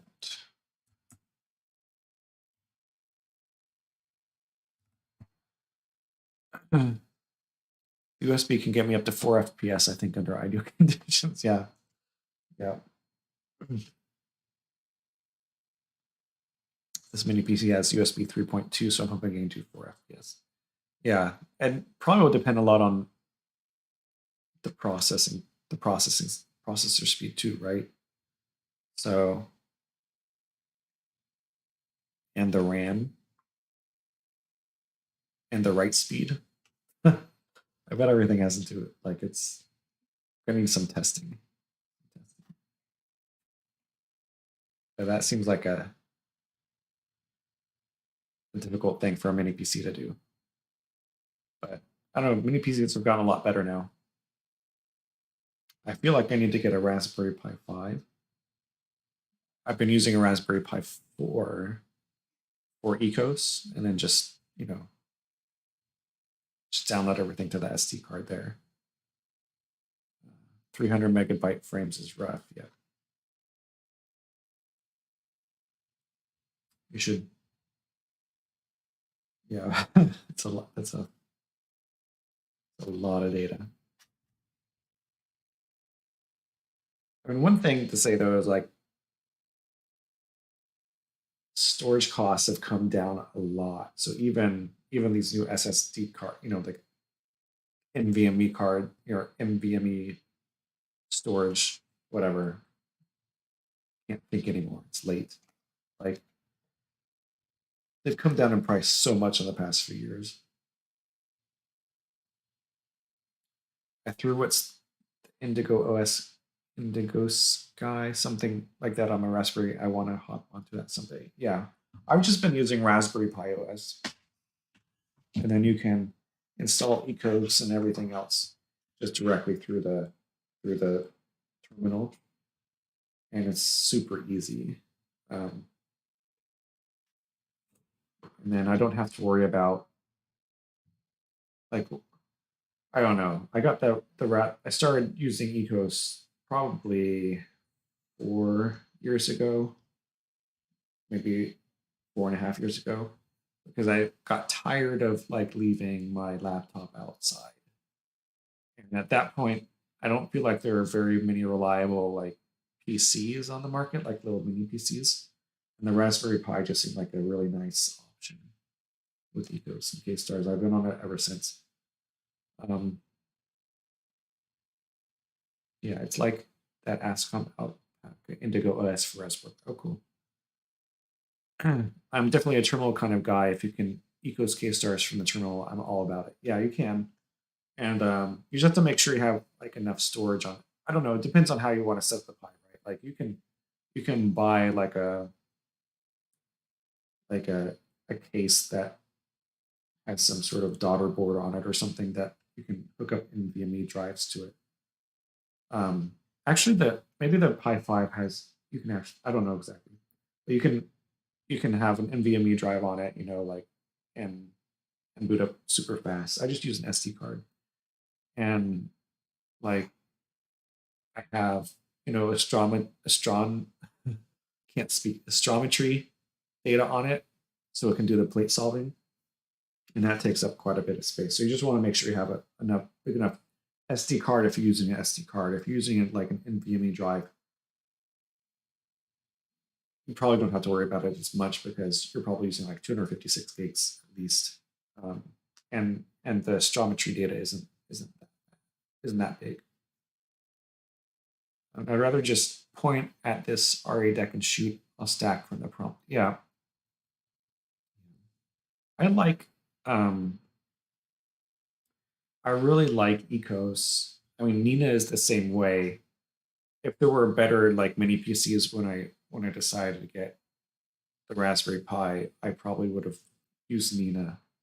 But like I do like Ecos um, because it has all this so random Irwan. I'm not sure if I'm pronouncing that right. I'm sorry if I'm pronouncing it wrong. It says I've plugged cheap USB SSDs into my Pi 4s, and those are much faster, but probably not ideal for outside. They're probably I think it's probably fine if you got a nice case for it. Um, those I feel like you can get a nice NVMe drive. Well, USB SSD. Oh yeah, yeah. Okay, I get you what you're saying now. Yeah, yeah. Um, yeah, probably not ideal. I agree. Not faster than NVMe's, but much faster than SDs. Yeah, yeah. I've thought about that too. And then I wouldn't have to worry about the SD card filling up. But I've never had too much of a problem with it. I can get like a few hundred images with bin two by bin two mode with my 294 MM Pro. I get a few hundred images on before I have to worry about storage. So I cannot wrap my head around Nina's interface. I can't either, to be honest. It looks very complicated. It feels like you need a plugin for everything. But what I like about K-stars is everything is just there. Voyager's interface looks like a DOS application from the 80s, and that makes more sense to me. Yeah, I I think probably once you get used to Nina, it's fine. Um, I can go ahead and show you guys what I don't know if random. You probably have if you've been using a Pi 4. I don't know if you've used Ecos or K-Star. Like, let me see if I can. Bring up. Let's see. Let me do this real quick. Okay, so I'm gonna bring up K-stars. I'm gonna make it big. Okay, so this is K-stars, right? Let me bring up VNC so I can actually control it because I can't control it through OBS.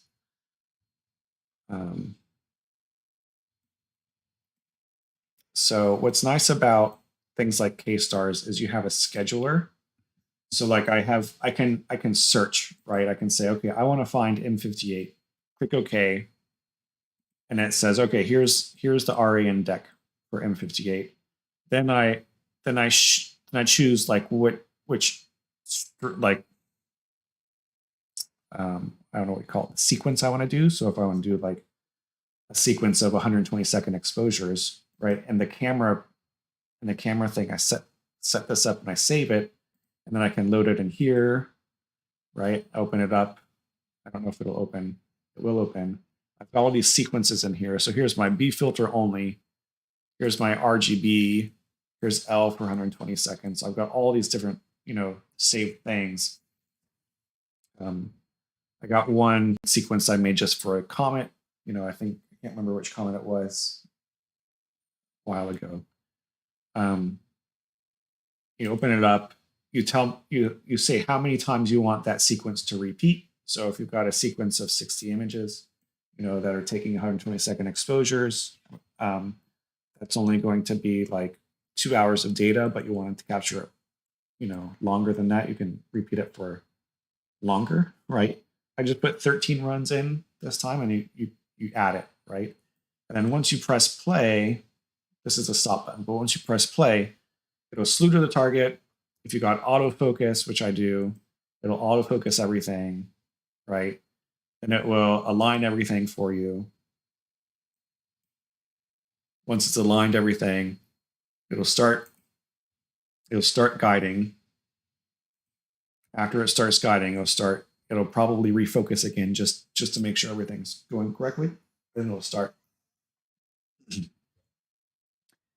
I was using K-Star's Ecos a couple years back with my DSLR and loved it. Even Canon's DSLR ASCROM driver is kind of flaky. It was still nice. Yeah, I've used my Canon DSLR with it too, and it's pretty good. And you can it just makes things so simple to change with the drivers, right? So if I go to this tab here, and I go to the ND control panel, right, and I've got all of my settings, like for my cameras and everything, you can just set it and forget about it. It's just all here. I don't have to worry about like any plugins with Nina. Like I always feel like you have to download this plugin if you want it to do a meridian flip correctly or whatever. Like I feel like that's the weakest thing is the meridian flip in K-Stars. It just doesn't work well with my mount, but it's just the way it is. I definitely want to get back into K-Stars and Ecos. I'd much rather connect the ASCROM interfaces remotely instead of doing the whole VNC thing. Yeah. Yeah, I still do VNC. You can connect it remotely. Like I've done that too, but I just find VNC works like well out of the box, and I just got used to it. But yeah, I feel like the drivers aren't quite as good though in ND. Like K-Stars and Ecos use like the ND within the Raspberry Pi, and those drivers, right? I agree. Like they're not quite as good. So, for example, like the EQ mod with ASCOM, you can have it figure out the mount's periodic error, and then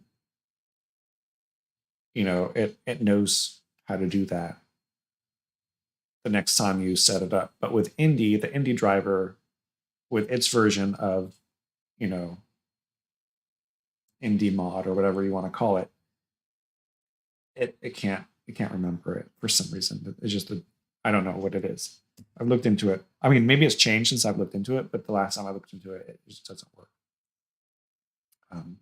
Okay, so yeah, that's that's that. I just like K-Stars. It works. It has trouble with meridian flips. Sometimes I get a little bit frustrated with it, but it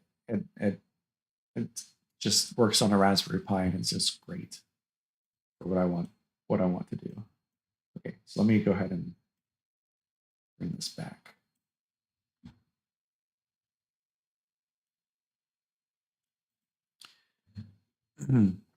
I'd love to upload a PEC to that Skywatcher Wi-Fi mount, but it doesn't support that. It'd be nice for an imaging program to kind of push the PEC corrections while imaging. Yeah, I agree. Yeah, that'd be nice. I don't have a guide scope though. Oh no. Yeah.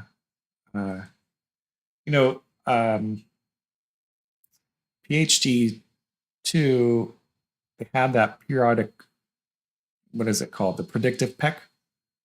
I think Queeve did a video on it. And really interesting. I try to use it. I didn't see any improvement with my mount, but my mount is really old, and its gears are I think about to die. Unfortunately, I think they're just like I don't know. I've taken that thing out and scrubbed the gears so many times, and you can see that they're starting to like get a little bit warped. And every now and then, I just have huge guide corrections that like The mount's getting old. I probably need to get a mount in the next, I don't know, sometime. But,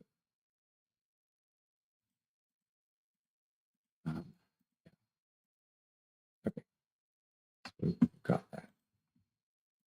But yeah, I agree. It'd be nice to have those, to predict, have the imaging software just be able to do that, especially with ecos. Hey James, how are you? It's a long time no see. I've been imaging M58 tonight. We've got the live stacking view with a Ritchie, got an RC 6-inch Ritchie creation telescope.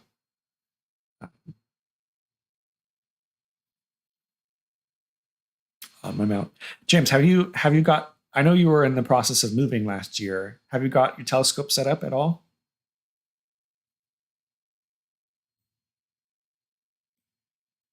Just wondering. Doing good things. Been pretty busy, so I haven't been on much. Yeah, I understand that. I've been kind of busy too. But yeah, still not almost there though. That's good. Progress is the main thing, right? So let's see, there we go. Good.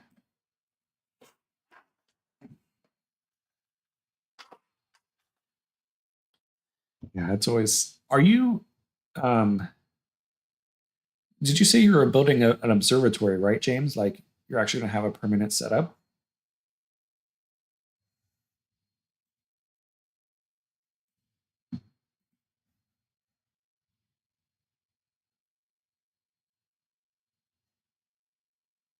Or am I maybe I'm misremembering?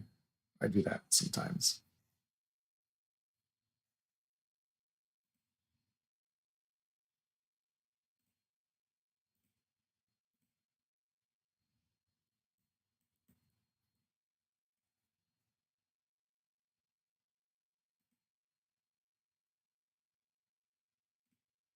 Okay.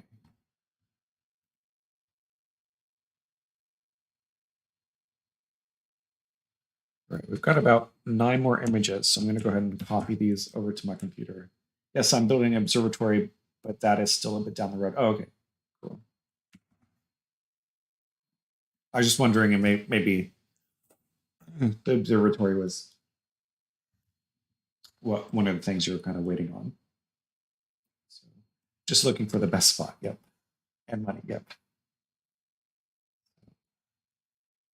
Okay, so if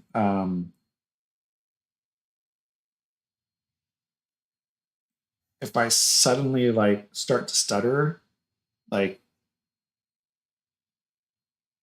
or like, I don't know, things start to freeze on screen, it's probably because I'm downloading the pictures to my computer, and it's taking up a lot of Wi-Fi. I want to pour a quick pier, but I'm not sure what to top it with. Yeah, yeah. I would like to make a pier myself. I'm just afraid in Florida, like the water table is so high. Like you go down, I swear, like 4 feet, and you're already hitting water. And so, like even if I build a pier, I'm just afraid it's gonna like tip over at some point. I don't want to spend a bunch of money on some kind of pier to mount an adapter plate. Yeah, that makes sense. Just sync on some alt red, call it. Maybe I don't know. Let's see. How does the mount attach to your tripod? It was crap about being flat in Kansas. Nothing is flat. That's right. Nothing is flat. That's right. Yeah, Florida is flat. It's I don't know. It's very flat. Um, that's the way it is where I'm in Texas. High water table. Yeah, yeah. Random. I feel like if we dug in and we poured cement, it would still be unstable. But maybe I'm wrong. I mean, like people build skyscrapers in Florida, so like at some point I mean, it probably worked. It'll probably be stable. But I don't know if we get a lot of rain. Crazy. The Skywatcher Wi-Fi I got came with a tripod and a pier extension, so maybe I could just attach that pier extension to the top of it. Yeah, that might work. Probably have to spend more effort in making sure the concrete. So yeah, I agree. Random, have you poured a pier where you're at in Texas?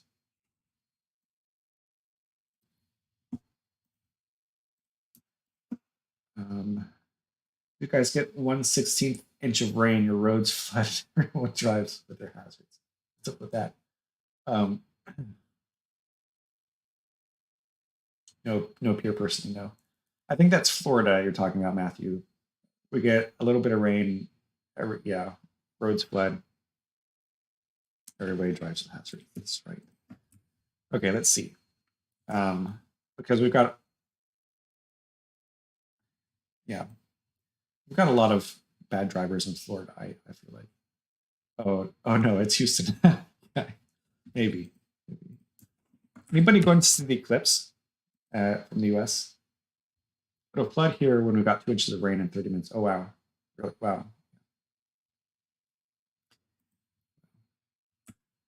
Let's see here.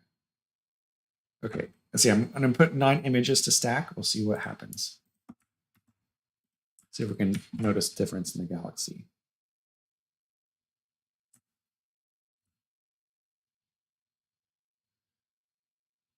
A little bit difference. I don't know. Florida is also very sandy, which may mean you get some movement of the pier over time. Yeah, it's true. It's very sandy. We're trying to. Give me 1 second. PhD2 is beeping at me. Could be focusing again every now. Yeah, it's focusing. It was focusing just a couple minutes ago. Random is planning on seeing the eclipse. Not sure wherever it's clear. Yeah, we're gonna go.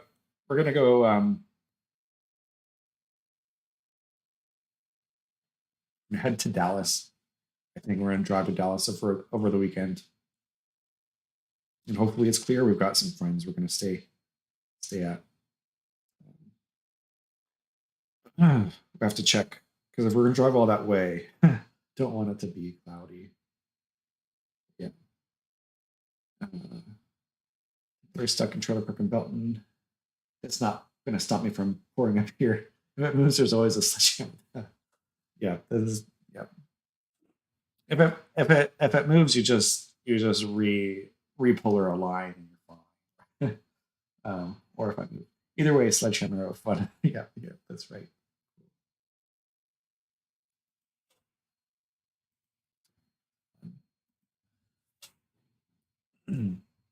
Okay. I think the galaxy is coming out pretty nice. What do y'all think? If you're coming from Florida, at least you have options on the direction to the eclipse if it looks like Dallas won't work. Yep. Yeah, that's what I'm thinking. Like if we, I mean, even if, we'll be in a car, right? So even if the night before we think that we're gonna go to Dallas the night before. Texas is pretty big. Hopefully somewhere there it'll be nice and sunny. And we could in the morning get up really early and drive a couple hours to where it's clear. I don't know. Deep Sky Wonder says, I wish I could see the stars. First clear night for 4 weeks in the UK. Oh no. But it's now dawn. Oh man. Yeah, UK it's gonna get a little bit tougher to image, right? Summer's coming up. We're gonna have only a few hours each night to image.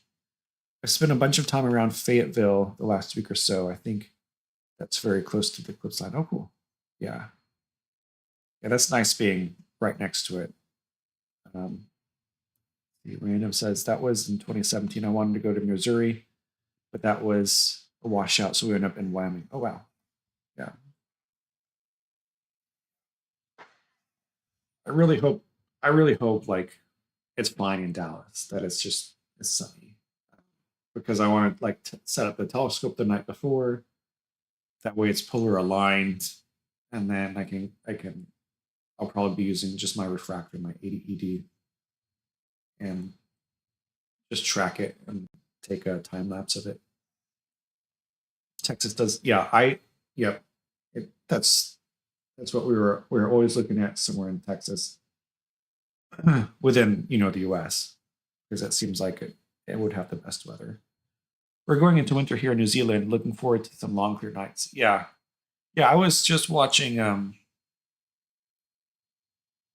always like get confused when I see astrophotographers from the southern hemisphere, and they're like, "Yeah, summer is over now." And I'm like, "What?" And then I have to like recalibrate. Like, "Oh yeah, it's totally different." Are you automating anything for the eclipse? So I'm going to. I think what I'm going to do is in Eco set up a sequence and then have it track, and have it automate. Take a exposure every maybe couple minutes, maybe even every 30 seconds. I don't know, depending on what I'm feeling. And then have because it's not going to track perfectly, right? It's never going to track perfectly. And so I'll have my game controller. I use a game controller when I'm doing like planetary imaging and stuff, just to keep everything in the frame. Let's see. So yeah, I'm going to try and automate it. If I can set up early enough, then everything will be polar aligned. I'll just cover it with a tarp, and in the morning I can set it up, get it pointed at the sun with a solar filter, and I'll probably use an HA filter as well to help increase the contrast, and then just try and automate it, and hopefully it's progressively like once the eclipse starts to be in full mode, then time it to where it'll start taking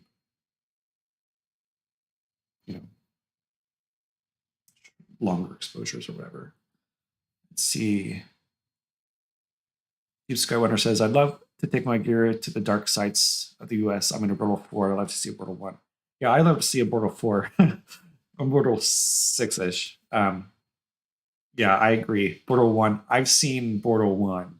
And it's amazing. So if you ever go to like out west, like anywhere out west, like during a new moon, it's great. But one place I would like highly recommend is a place like Bryce Canyon, because it's like desert. It's up in the mountains, and like new moon summer, it is just like I've never seen so many stars in my life. You can see like dust lanes in the Milky Way. I feel like once you're dark adapted, like your skies are dark adapted, like it's crazy. It's crazy. So yeah, it's amazing. See, Matthew says we've got some pretty dark skies in Kansas, Nebraska. I believe it. I believe it. Is it pretty nice and is it going to be good weather there? You think, Matthew? Like during the eclipse? Well, all over high plains, really. Yeah. If you're not in the whole desert, yeah, this is true. Desert is dry. It is dry. So the random says for the partial in October, I did 4-second intervals because I wanted to make a little movie. Would make it a minute plus money. Cool. Yeah, I for the partial one in November, I was in Florida. I didn't get to get out to see the full one. I think I did every minute or so, and I did it for a couple hours. Let's see. I want an animation. Yeah, animations are cool. I like them. James Smith, Bortle 2, 3 here, depending on factors. Yeah, I think it's always amazing. Like every Bortle step you go lower, it's just so much better. So like if you're in a Bortle 9, it's horrible, right? But the minute you get to a Bortle 8, you think you're in heaven. And then like if you go to a 7, it's so much better. 6 is better. And like it just, I don't know. It's just crazy. Matthews and Bortle 2-ish. Yeah. Bortle 2 is great. I think anything 4 below is you're into like the good stuff. James says it's funny. I've never done planetary imaging. I've only ever done deep sky. Yeah, I like both. Deep sky is they're just different, right? They're different. I like both. Give me 1 second. PhD 2 is again beeping at me. Guiding is okay. The stars look like it's okay.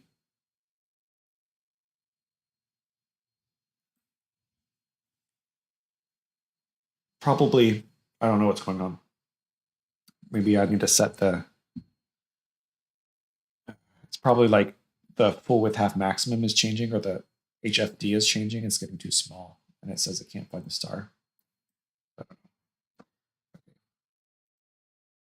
Sorry. Let's see.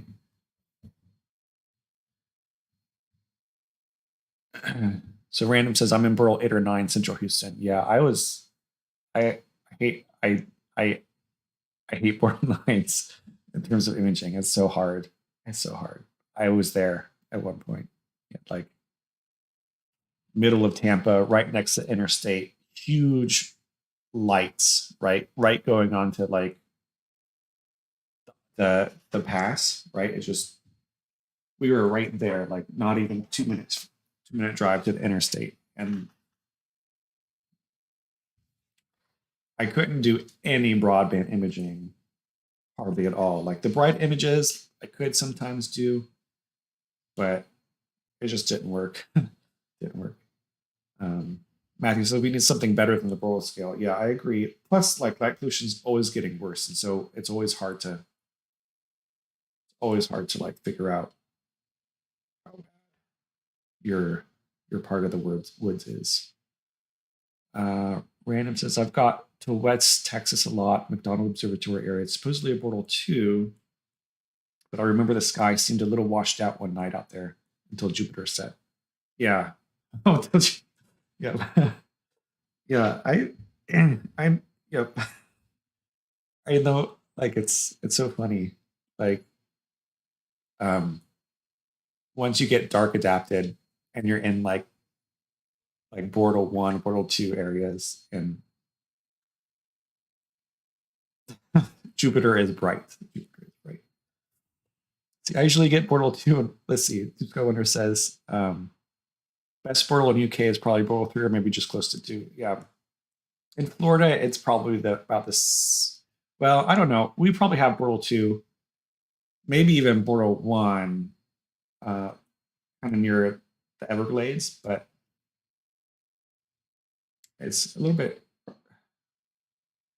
The very darkest skies are not accessible. Some of the there are some probably Bortle 2 skies, and there are Bortle 2 skies. I know of some parks that like have Bortle 2 skies in Florida.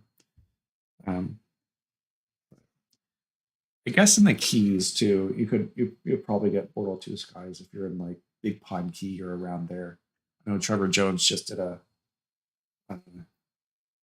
video where he was down in the Keys. Yeah, let's see. Let's see. James says I usually get Bortle 2 in the winter. Summer usually moves into Bortle 3 due to humidity. Yeah. Yeah, there's a thing in Tampa with Bortle 9. Like I swear, it was. I mean, Bortle. It stops at Bortle 9, right? But I feel like it was Bortle 10 because of the humidity. Sometimes, yeah, humidity can make things a lot worse. Matthew says, "Can't we all just image our zenith and measure the background values and averages, then come up with a quantitative scale?" Yeah, you could do that. You just need to know the camera specifications. you know, like what the read noise is and things like that. You have to keep, I mean, it's not going to be super perfect, but I feel like people have done that. There are also special imaging devices that will actually measure it for you without, you know, having to worry about what's your read noise and what's your gain and offset settings. Why do we get rid of sodium skin? LEDs are terrible. Yeah. Just light pollution is terrible, right? Like pollution is real bad. So many bad things with light pollution. So many bad things come from light pollution. But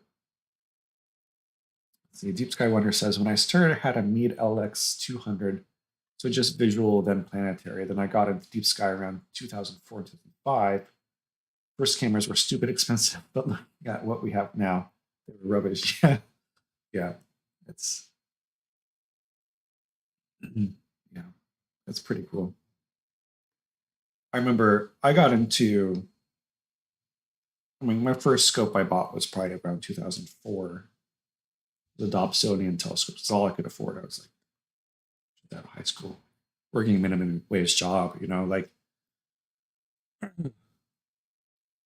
remember like thinking about getting into astrophotography, and I was looking at web pages, and they're like, just don't get into it. It's super expensive. You always need new filters. Nothing's ever perfect. And so I kind of stayed away from it. It is expensive. That part's true, but things have gotten a lot better. Oh, you definitely have World War I in the swamp. Also going out to the Keys and Subat. Yeah, in the swamp there's World War I. It's just, can you get there? That's the thing. And then once you get there, will you be eaten? That's another. What's going to eat you? Could be pythons now, apparently. If you can't see Sirius or Venus, you need to move. Yeah, I could see Sirius. I could see Sirius when I was in Portal 9, Portal 8, 9, so in Tampa. But that was about all I could see. We need to turn off lights in our governments to help out hobby, but that won't ever happen. Yeah, I mean, it might happen at some point, right? Like, I mean, just having governments put like a dome around the light, right? So all that light goes down would be huge.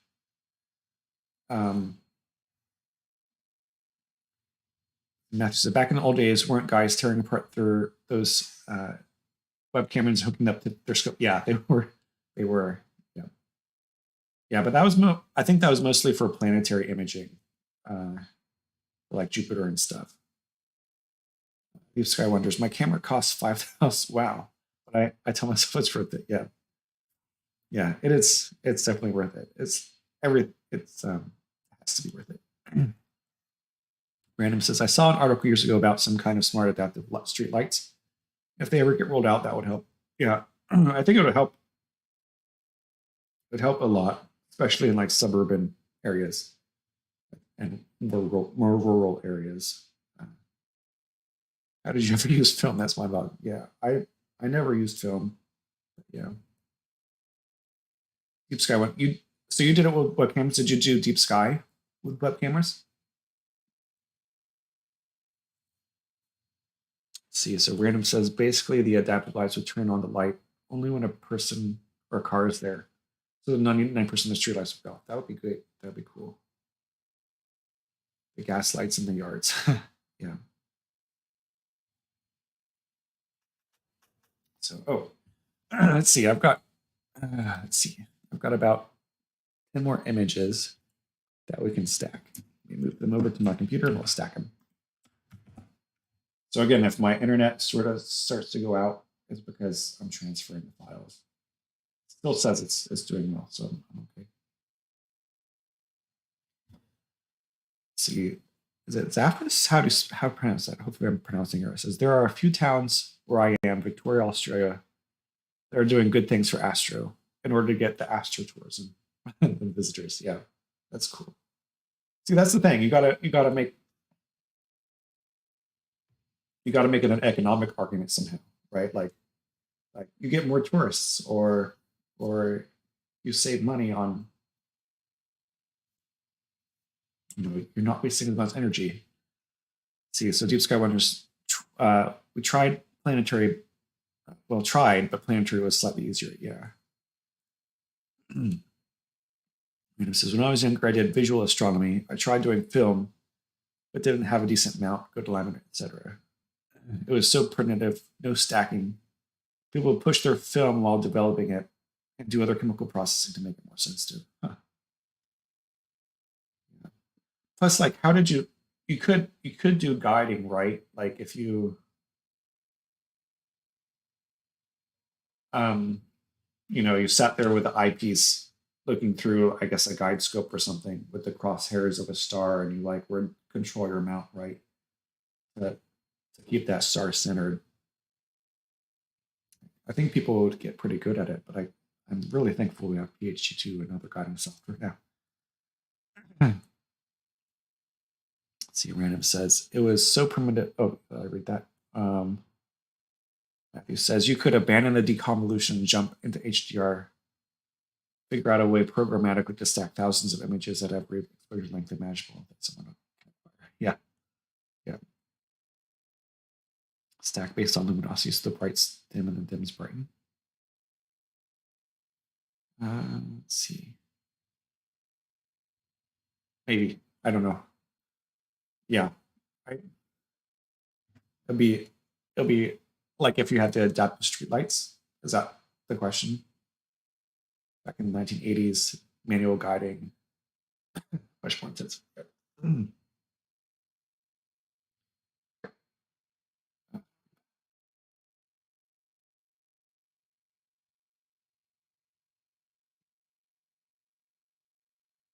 Let's see. James says, we are lucky in New Zealand with quite a few dark sky reserves now. Most cities and towns are moving to low light pollution lights. That's nice. That's nice. I feel like in the US, it's going to be hard to do that. Just there's going to be, I don't know, maybe it won't be. I don't know. Maybe like if it gets political in the US, it's never going to happen. And everything is political right now. It's too hyperpolarized. I hope hopefully something like that can happen.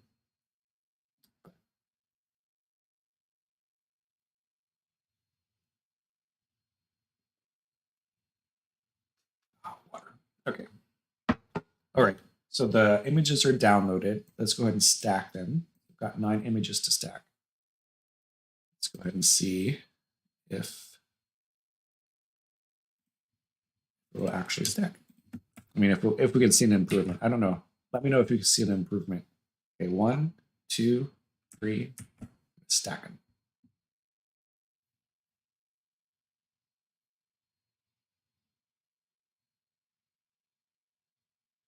I don't know. I could see a slight improvement. Of course, all these hot pixels are bugging me. But, let's see. Okay, so Matthew says, I bought myself one of those eyepieces with the illuminated crosshairs so that one day I could practice drift alignment manually. I figured it'd be a cool skill to have. Yeah, I think it still is a cool skill to have. And my first Deep Sky Wonder says, my first proper tracking mount for Deep Sky was the Meade LDX55, but still didn't have very good cameras back then. I used to hold my parents' CCD camera to the eyepiece. Oh, cool. Yeah. Things have come up a long way in 20 years. Matthew said, do you think you noticed the galactic dusk at the very rim start to brighten? Yeah, maybe. It feels like everything got a little bit more contrasty. Like the contrast started to pop just a little bit, but not too much. I mean, it's not a huge improvement. But you can see all my dust spots starting to pop out. One thing about this Ritchie creation telescope is it's very hard to take flats with it to get the dust spots removed. Like it's much easier with my C8 when I do it right. And that's just because the way it's designed, like the inner tube of the RC doesn't block all of the light coming in from the sides of the scope. So like if there are street lights, you know, even though it's baffled or whatever, you can still see out. I try to fix it with 3D printed thing to like stick inside of it to like make that tube that the secondary mirror reflects into longer, but it didn't help 100%.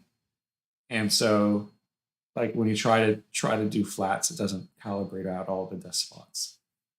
It's kind of sad. And that's why maybe you want a Newtonian or a Ritchie creation telescope. Someone needs to figure out synthetic flats, like really figure out. Yeah, when you can, synthetic flats do an okay job, but yeah, you're right. They're not perfect. I feel like some of these smaller galaxies are starting to come out though. Like, look, here's one. I think this is a galaxy. I'm almost positive, right? And like, I think these are good candidates for galaxies. And here, I mean, I know they didn't show up on astrometry, but like, not everything shows up. Here is definitely a galaxy, right? We saw that one before. Like even here, like, is this a galaxy? Could be. My stars are too misshapen to know for sure. But like this is a galaxy, I think, right? All these little blobs. I don't know. I've seen a lot of processes to make synthetic flats in some programmatic ways, but everything kind of feels like art or tastes like science with them. Yeah, I used to make synthetic flats with a GIMP sometimes. I could never get it 100% correct. Like, and I know there's better ways to do it than GIMP. See if there are these galaxies right here. Could be galaxies. That could be a galaxy.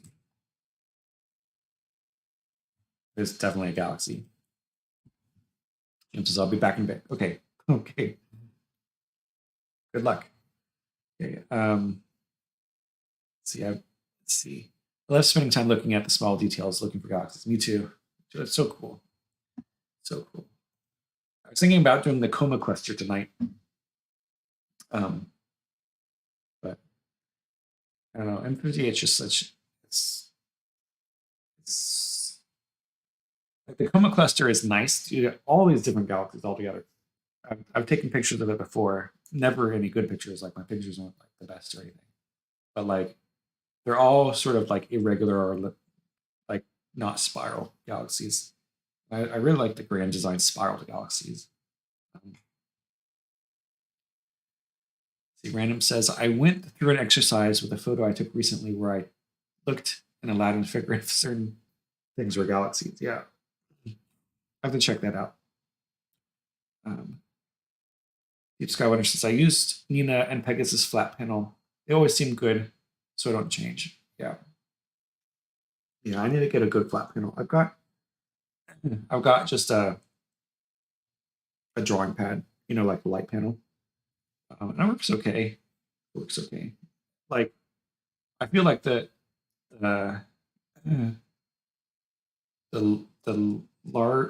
longer the focal length and the bigger like the aperture is, like the harder the flats get. And then I use the redshift to figure out the approximate distance. Cool. Thanks.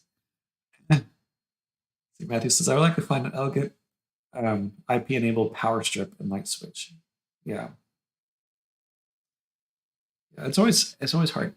Power. I like lug out my extension cord and then my power strip. I plug everything in. It's get pain.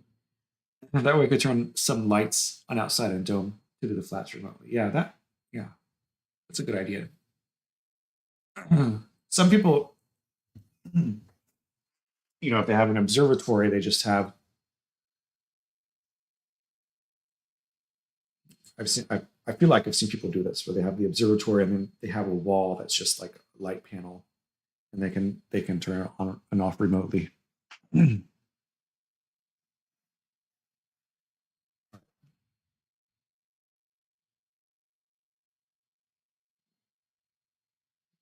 Alexa, turn on this power out or whatever. It says, could you in theory get AstroSharp to be fast enough sharpening a subframe box around M58 so that you could be live stacking and live sharpening?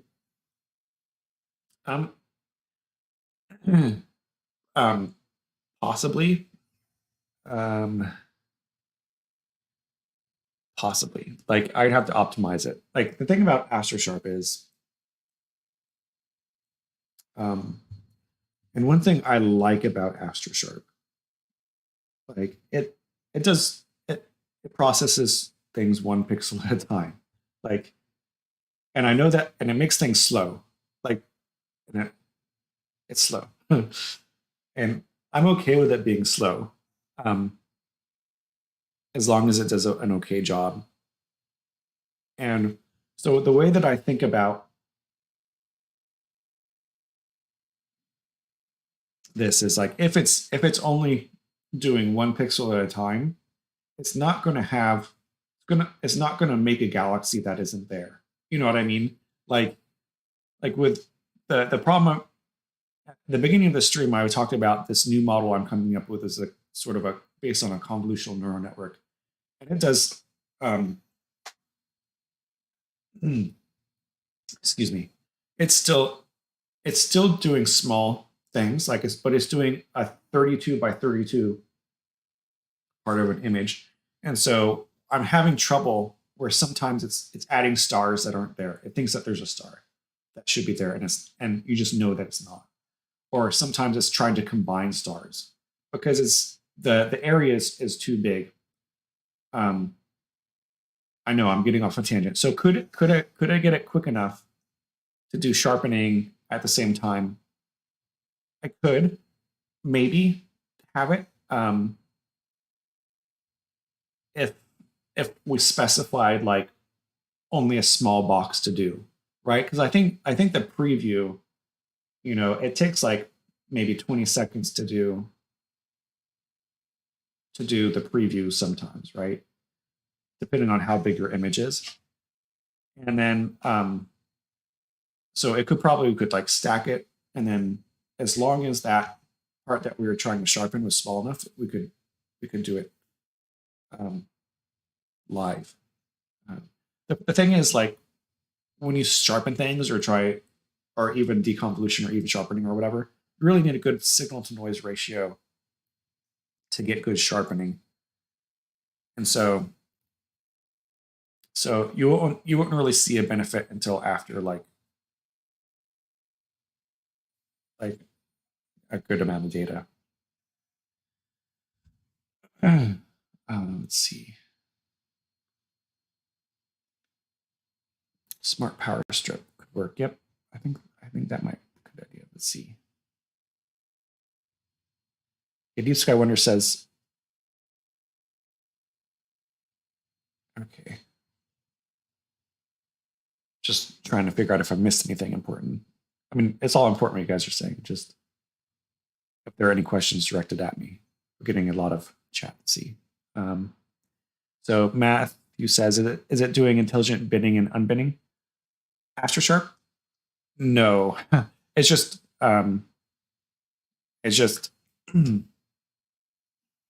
so what AstroSharp is doing is it's taking a 9x9 grid of pixels, and it's saying, okay, based on this 9x9 grid of pixels, how should we change the middle pixel? Right? Like, that's all it's doing. It's like, based on what it sees and based on the PSF that you give it, what should be the new brightness of the middle pixel? And it does it like, and it goes over one pixel, and it does it again, and it goes over another pixel, it does it again. and that way I feel like,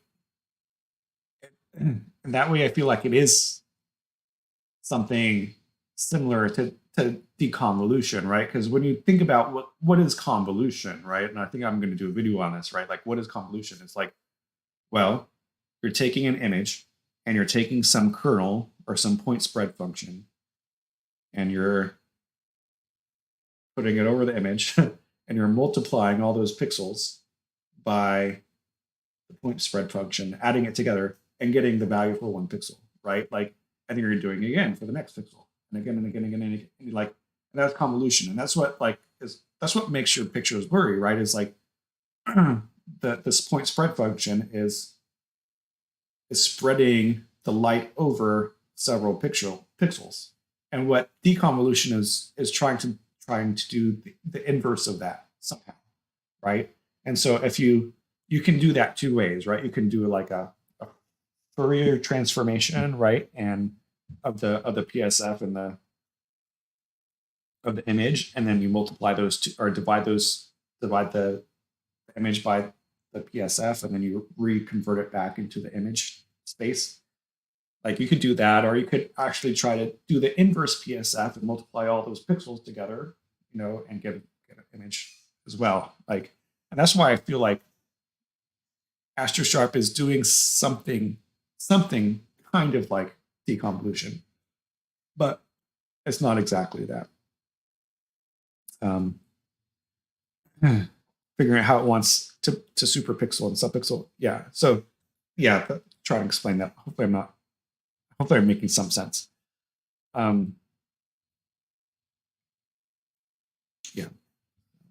Okay, let's see where we're at in terms of images.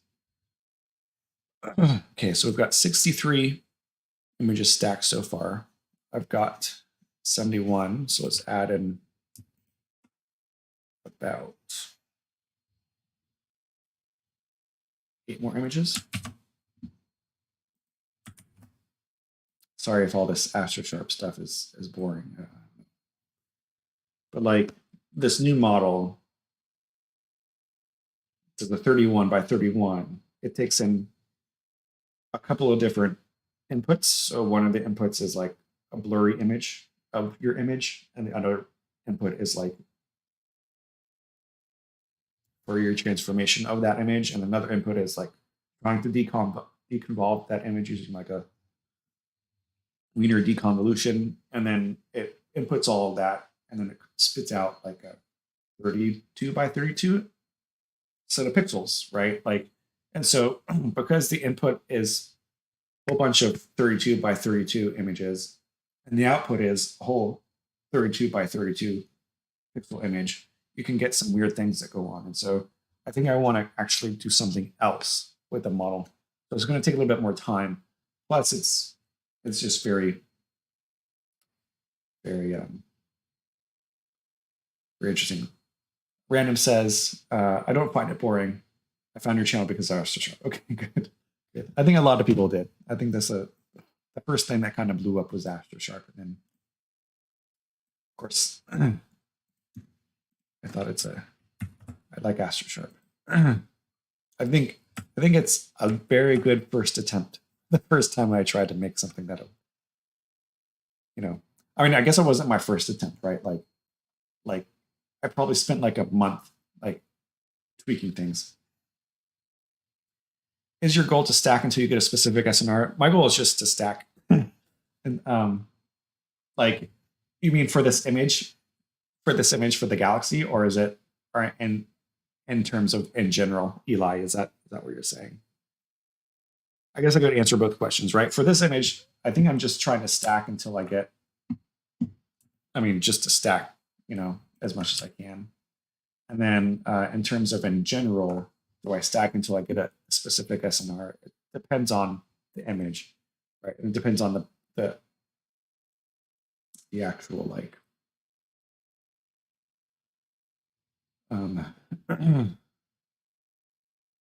part of the image that I'm imaging. So if I want to get a very dim part of the image to a specific SNR, then I would stack until I get that part of the image, the SNR that I want. But if in general, like, I think having an SNR about 60 for the brightest part of your image, you're going to get a decent image out of it. Yeah.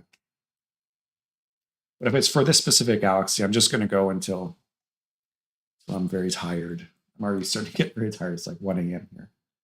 But it's a virtual star party, so we can stay up late. Okay, Deep Sky Wonders, have fun. Yeah, thanks. Yep, it's good to be a tech geek.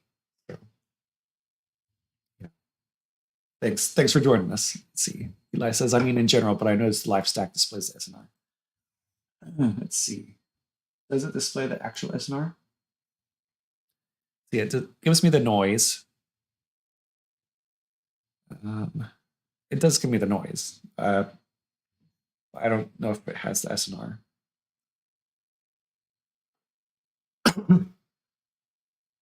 Matthew says, I was watching a math video way over my head the other day. Maybe instead of the average, median, sigma, Windsorize, etc., why don't you look into James Stein estimator 1961? I could try that. It might be a good idea. And compare that to the neural network approach. Yeah, I'll try that.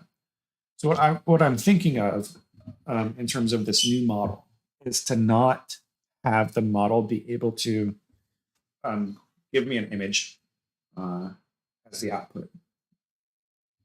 I want it to be able to give me the noise as the output, essentially, because then you can actually do deconvolution with it. So the thing about, I think I'll probably try to explain this in a video in a week or two. Is that like perfect deconvolution is just impossible. Like there's no way you can do it perfectly. And the problem is the noise. Like that's it, right? Like the noise messes up deconvolution because noise is high frequency information, right? Like if you think of the data in terms of like high frequency, which is I can zoom in, right? Like you can zoom into this image, right? Like all of this fast changing signal here, like all of this noise is very high frequency information. If we're going to put this into Fourier, however you pronounce that, Fourier, right? Space, right? Like it's just all high frequency information. And the problem is that even if you know your PSF perfectly, the read noise of the camera is going to add high frequency information, which means that when you try to divide, when you start to try and do the inverse of the deconvolution, you're starting to divide by very small numbers for a lot of that. And then that just blows up the noise when you try and put the image back together. And so perfect deconvolution is almost impossible.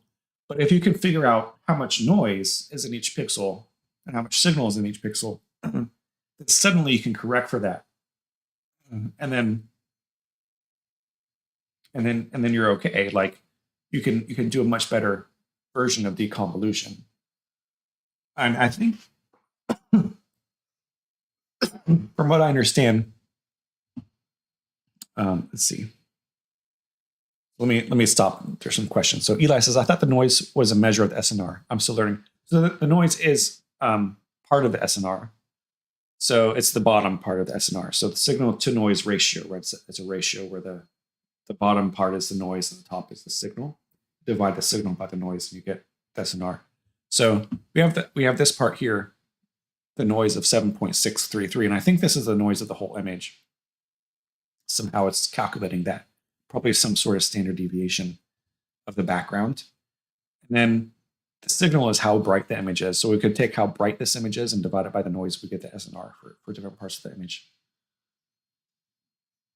But the lower this number is,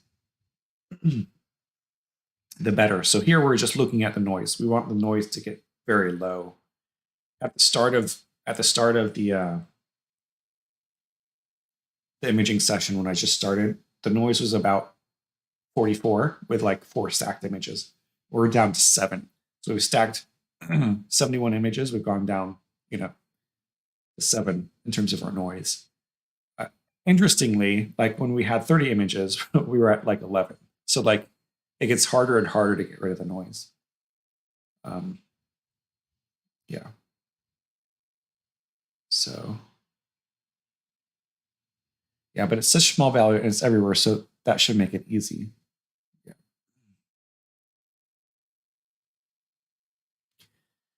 If it was gradients or localized, then it'd be hard. Just simply dithering should almost perfectly categorize noise. Well, the problem is that even just a little bit of noise is going to mess things up. So even if you have like a very high signal to noise ratio image, like an image that was taken in the daytime, like and it was blurry, and you knew the PSF of that blur, you would still it would still be very hard to like deconvolve that, because the read noise of the camera is high frequency information, and that high frequency information is spread out throughout the image. And so when you start to deconvolve things, that read noise that was part of the camera was added after you took the image, and so you start ending up dividing by very, very small numbers, and when you try and deconvolve it, it just makes things very noisy. So you say, instead of undithering, use the dithered images, and you could be able to compute the noise for every picture over the amount of time. Yeah, you could do that, but you have to be very precise. And so, hey James, glad you're back. Oh, good. I'm glad they're all happy. Nice. Yeah. Well, I guess so. The problem is, like in astro images, right, Matthew? Like noise is it's just super hard to get out of your image, even under very good skies, right? Like the objects are so dim. It's just very hard. But yeah, so what I'm thinking of is, in terms of this new model, is to actually have, there are a couple of things that are wrong with the model that I'm creating now, and I'll make a video on it and upload it probably Sunday or so.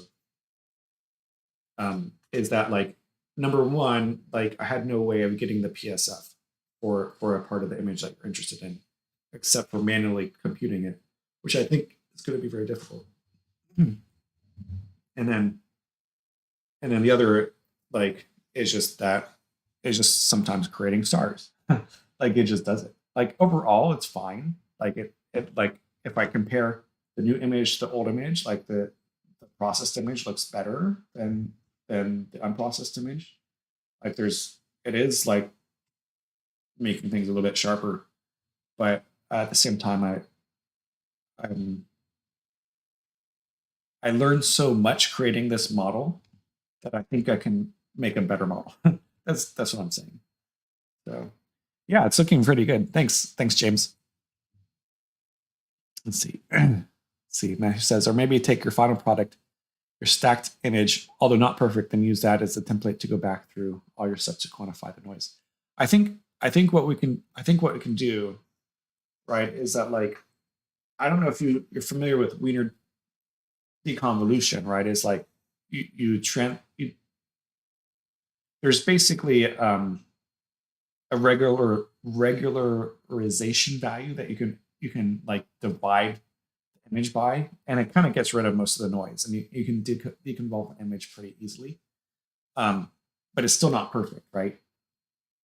What we could do is have the neural network find those regularization values for each of those pixels, and you could get a much better deconvolution. To stack, yeah, like a coefficient, yeah. Basically, yeah. You're just like trying to mitigate the noise when you're dividing things. Stack, unstack, and restack. So if as you stack, you could figure out the signal to noise ratio of each of the images, which is kind of interesting too. It's an interesting idea. I'm just not sure exactly how to implement that. in a computationally efficient way, or a way that would make sense. But I do have some ideas about how to do it in a new model. Okay, let's see. We've got about 6 more images. Let's go ahead and copy these. The moon is coming up. So the moon is gonna, not sure I want to image too much longer as the moon gets brighter. Cut it because it might not be as worth it.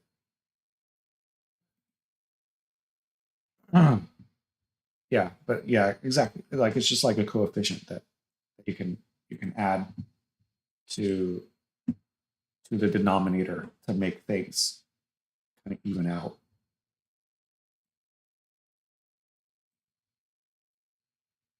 Okay, let's go ahead and copy these and paste them.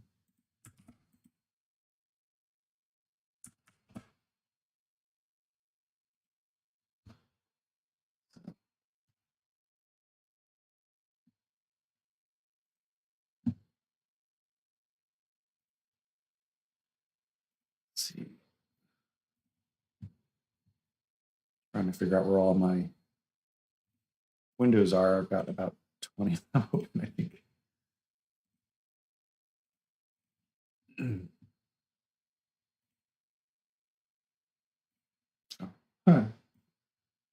Getting late. It'd be fun to jump back into R programming and maybe learn how to do some image manipulation, kind of like Pi's pixel math. Yeah. Have you ever done any R programming, Matthew? Have you ever done it?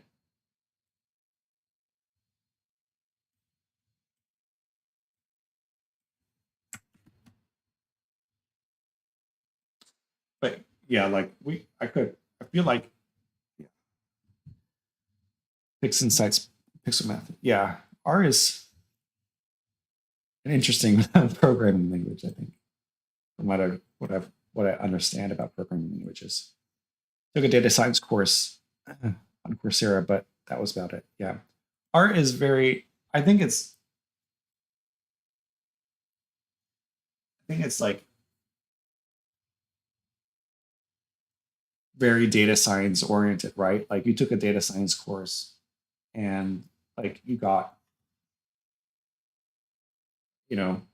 some R experience, and that's what R was made for. But like over time, people have said, well, let's make this package for R, let's make this. And eventually like there are imaging programs that you can do with it.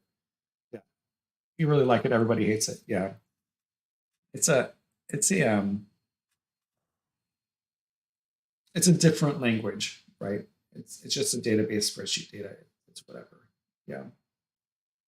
Yeah, it's different. It's not like C or Python or stuff where you can do anything you want with it, but you can do quite a lot of stuff with it. So,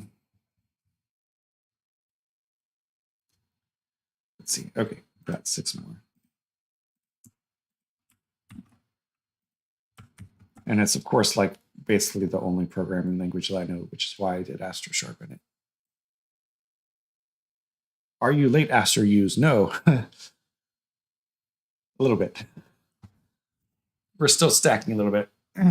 I'll probably be finishing up within the next 15 minutes. But we're getting some good data. I don't know if you see how I pan around. I'll be using my Rich Accretion RC telescope. But yeah, we've got about, what was it, almost 2 hours of data. 154 minutes. That's 2.5 hours, right? Like almost 2.5. Or am I wrong? I can't do math this late at night. My calibration frames are apparently bad because we've got a lot of hot pixels here. But the galaxy itself is nice. Again, calibration frames are bad. We've got a lot of spots, but we're getting some nice galaxy here, and we're finding smaller galaxies like here. I think that's a galaxy. Like they're starting to pop up. Here is a galaxy. These 2 things might be galaxies. I wouldn't be surprised if they were. Here. Nice. How have you been doing astro use? Have you been imaging at all? I know last time I had done some live streaming, we had talked. You had kind of been busy.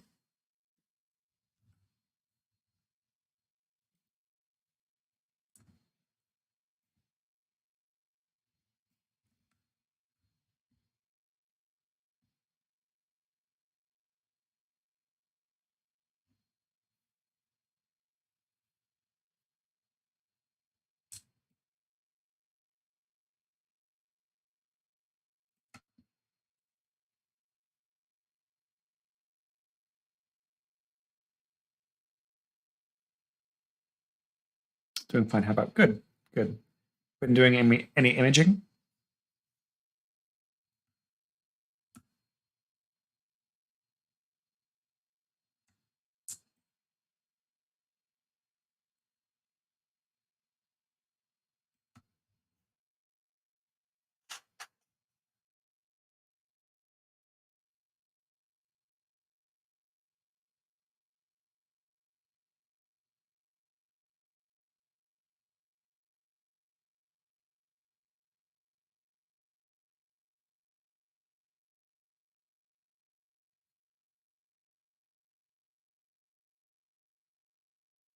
Let's see.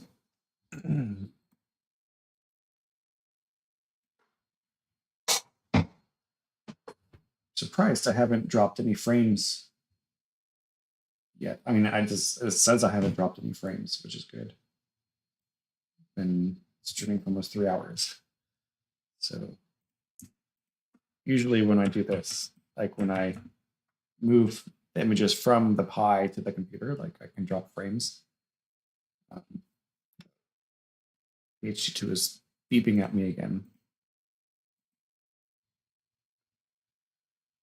Guiding is okay. It's getting brighter. Definitely getting brighter. The moon is coming out. So. Don't think I've had them. I'm still busy with stuff. Haven't had time to image anything. Yeah. It's always sometimes difficult to find time to image. I haven't been imaging too much lately. Like I've got about 20 hours on M58 that I have to process. And I don't think those data are very good because it's been cut. I kind of shot it through some clouds. Yeah. Or sometimes I'm just tired. All right. To be tired. So,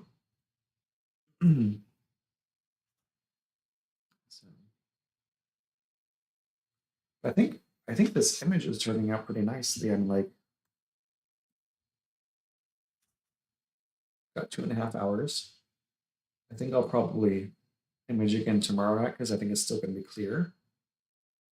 I think my collimation is probably bad, but it'll be okay. I need to get some RGB data.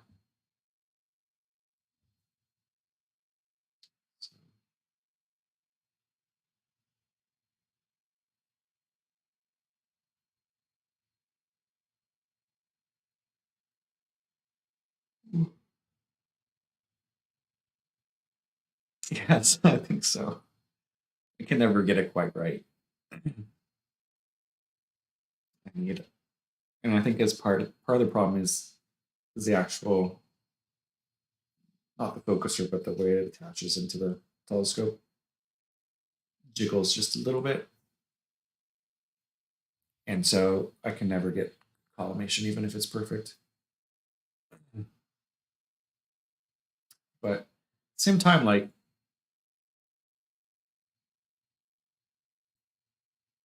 like 2.5 hours of data, this galaxy is turning out pretty nicely. Like the core is, I feel like the core is very, very well defined. Like it needs some sharpening. But it feels like, I think it's a bar galaxy, right? It looks like there's a bar here. Just once I want to be able to see my collimation, it's perfect. Like quantumly perfect, yeah. Me too. I've always like second guessing myself, you know. I created a Tribatnoff mask for RC, which I don't even know if it works for an RC. But then so I don't know. Can't figure out the ideal distance between my primary and secondary, or if it even matters. For an RC, it definitely matters, I'm pretty sure. Like, if it's off by just a little bit, it's going to be, there can be some problems. For a Newtonian, I don't think it matters too much. But for an RC, because they're both spherical mirrors or whatever, yeah, for a Newt, I don't think it matters. Yeah.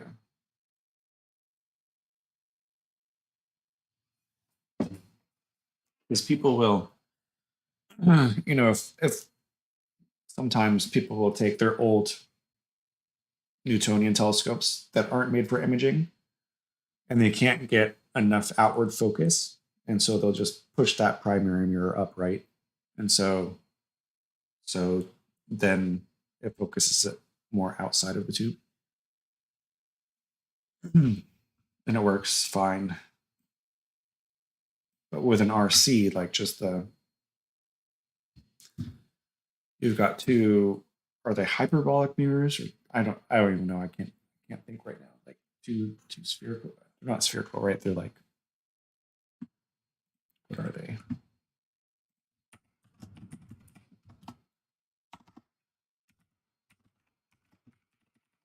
I always forget. So they're I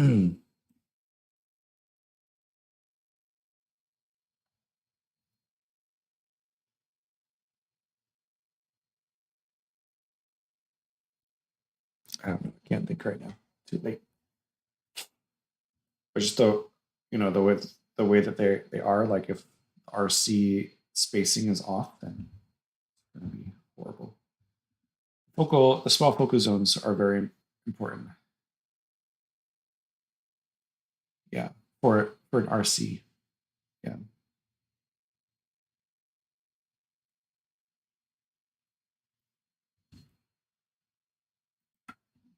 Let's see.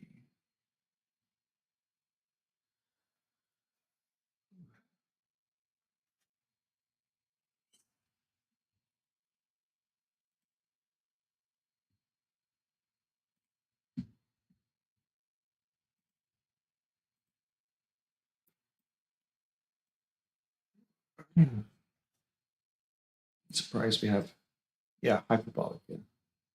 Good. Thank you for confirming that. Yeah. So PhD keeps beeping. So clear tonight. I wish it was like, there's more imaging time before the moon comes up. But the moon's been up for about an hour. So I'll probably start to pack it in about a couple of minutes.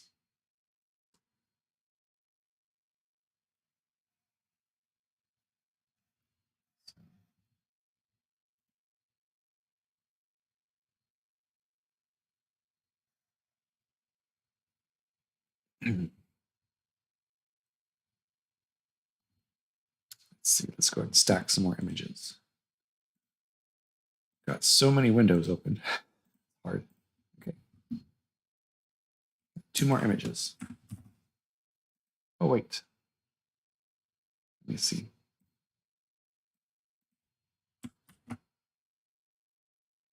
I didn't stack the last images that I downloaded. Let me check to make sure. Double check. Yeah.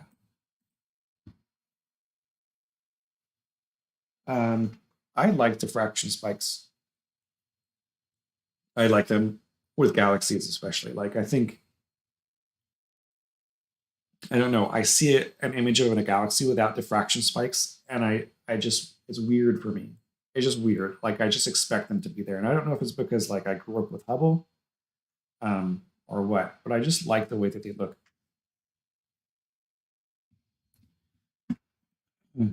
If it's nebulae or other things, I don't mind not having them. Like it's fine. But with galaxies, I just want them to be there for some reason. The crazier, the better, in my opinion. Yeah, I I like them. I mean, with nebulae, like the problem with the diffraction spikes becomes like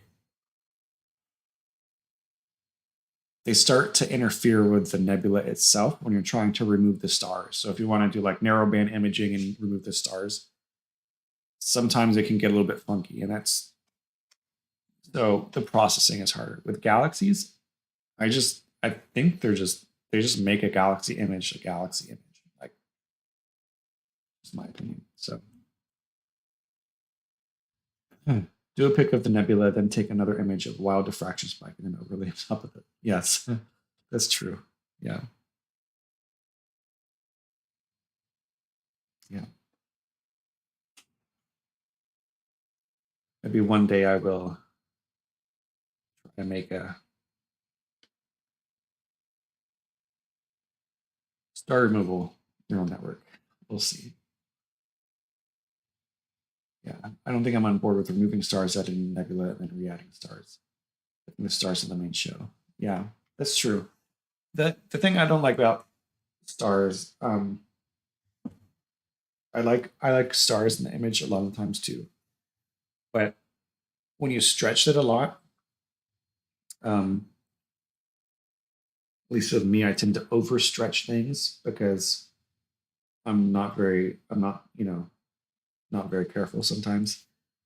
Then, then the very like faint parts of the stars that kind of bled through into the other pixels start to come out, and it mixes. I don't know, makes the stars not circular anymore.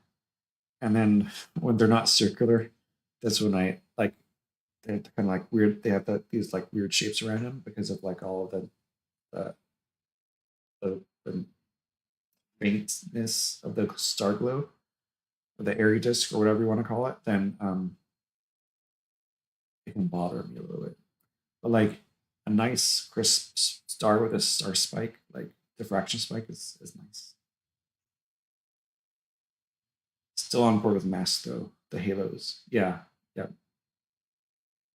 Those those bother me a little bit, like when I overstretch an image.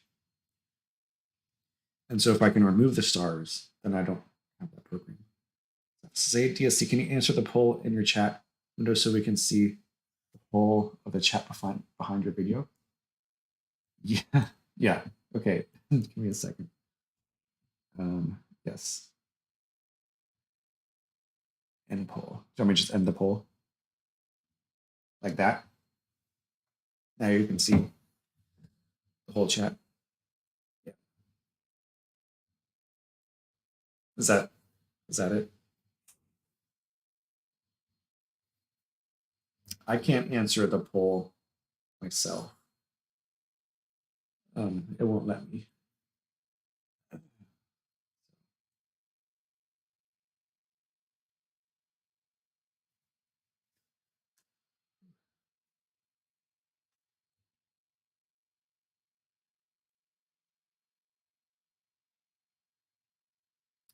We've got a few people imaging also tonight, imaging with me. So, okay, see you in a bit, Matthew.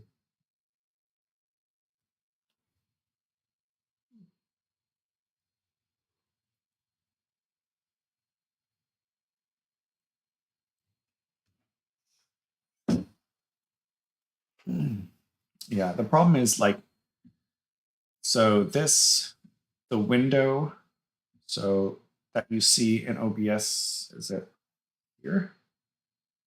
Right? Like, um, that isn't the window that I see. That's just a window that OBS accesses through the internet. So like, I can't answer that poll, unfortunately. It's been so cloudy here recently. Maybe I should get into radio astronomy. Yeah. Yeah. Maybe the radio astronomy would be able to cut through the clouds. Right. Yeah. Yeah.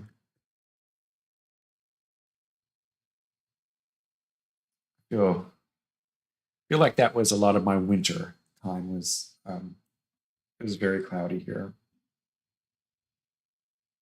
and kind of cold for Florida. I think this galaxy is. I think I like it.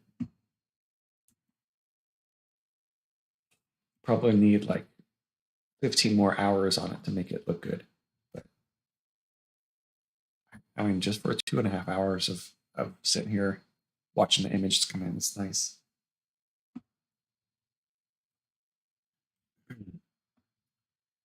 Let me check and see what's going on in the Raspberry Pi.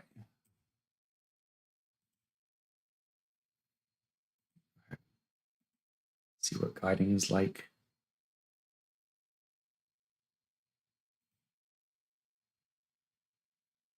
Let's run arc second. A little bit more. The moon is starting to come up. Let's see that. So cold you had to buy trousers. Yes, so cold I had to wear gloves when I took down my telescope at times. But at the same time, it was, I mean, it wasn't all that cold. It never got below freezing this winter in Florida, like where I'm at. Never. Like sometimes it does. Sometimes like I've lived in Florida most of my life. Like I grew up here, and sometimes it would get freezing in the wintertime, like a couple of nights. But yeah. I'm using an off-axis guider. Yeah. So life stacking is awesome. I agree. It's really cool. Yeah, off-axis guider is much I just like it better. Having done both, like I don't know if I would ever want to go back to regular, like not off-axis guider. So, guide scope, that's the word. So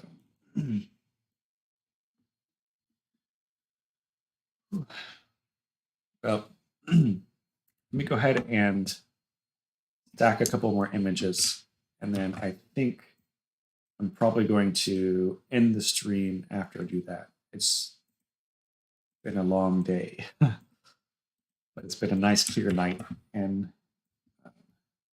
nice to chat with everybody. So let me go ahead and downloading a couple images. We'll stack them. Looks like we've got some satellites or a plane. Maybe it was a plane. I don't know.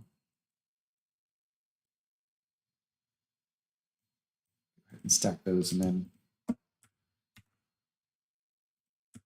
in the folder. There we go. That looks like a good image in terms of the detail. Like you start to see. I'm just amazed how. Yeah, I agree. Like live stacking, it's great. It's just awesome. If I had correct calibration frames, we wouldn't have to see these, all the ugliness. But still, I think the galaxy is really cool. So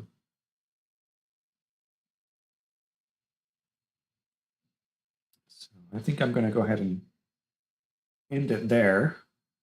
Thanks everybody for stopping by and keeping me company and having a nice little virtual star party. Maybe I'll do it again sometime soon. Maybe tomorrow if the sky's clear and I'm in the mood. Maybe sometime next week. So yeah. So thanks everyone. I'll see you next time.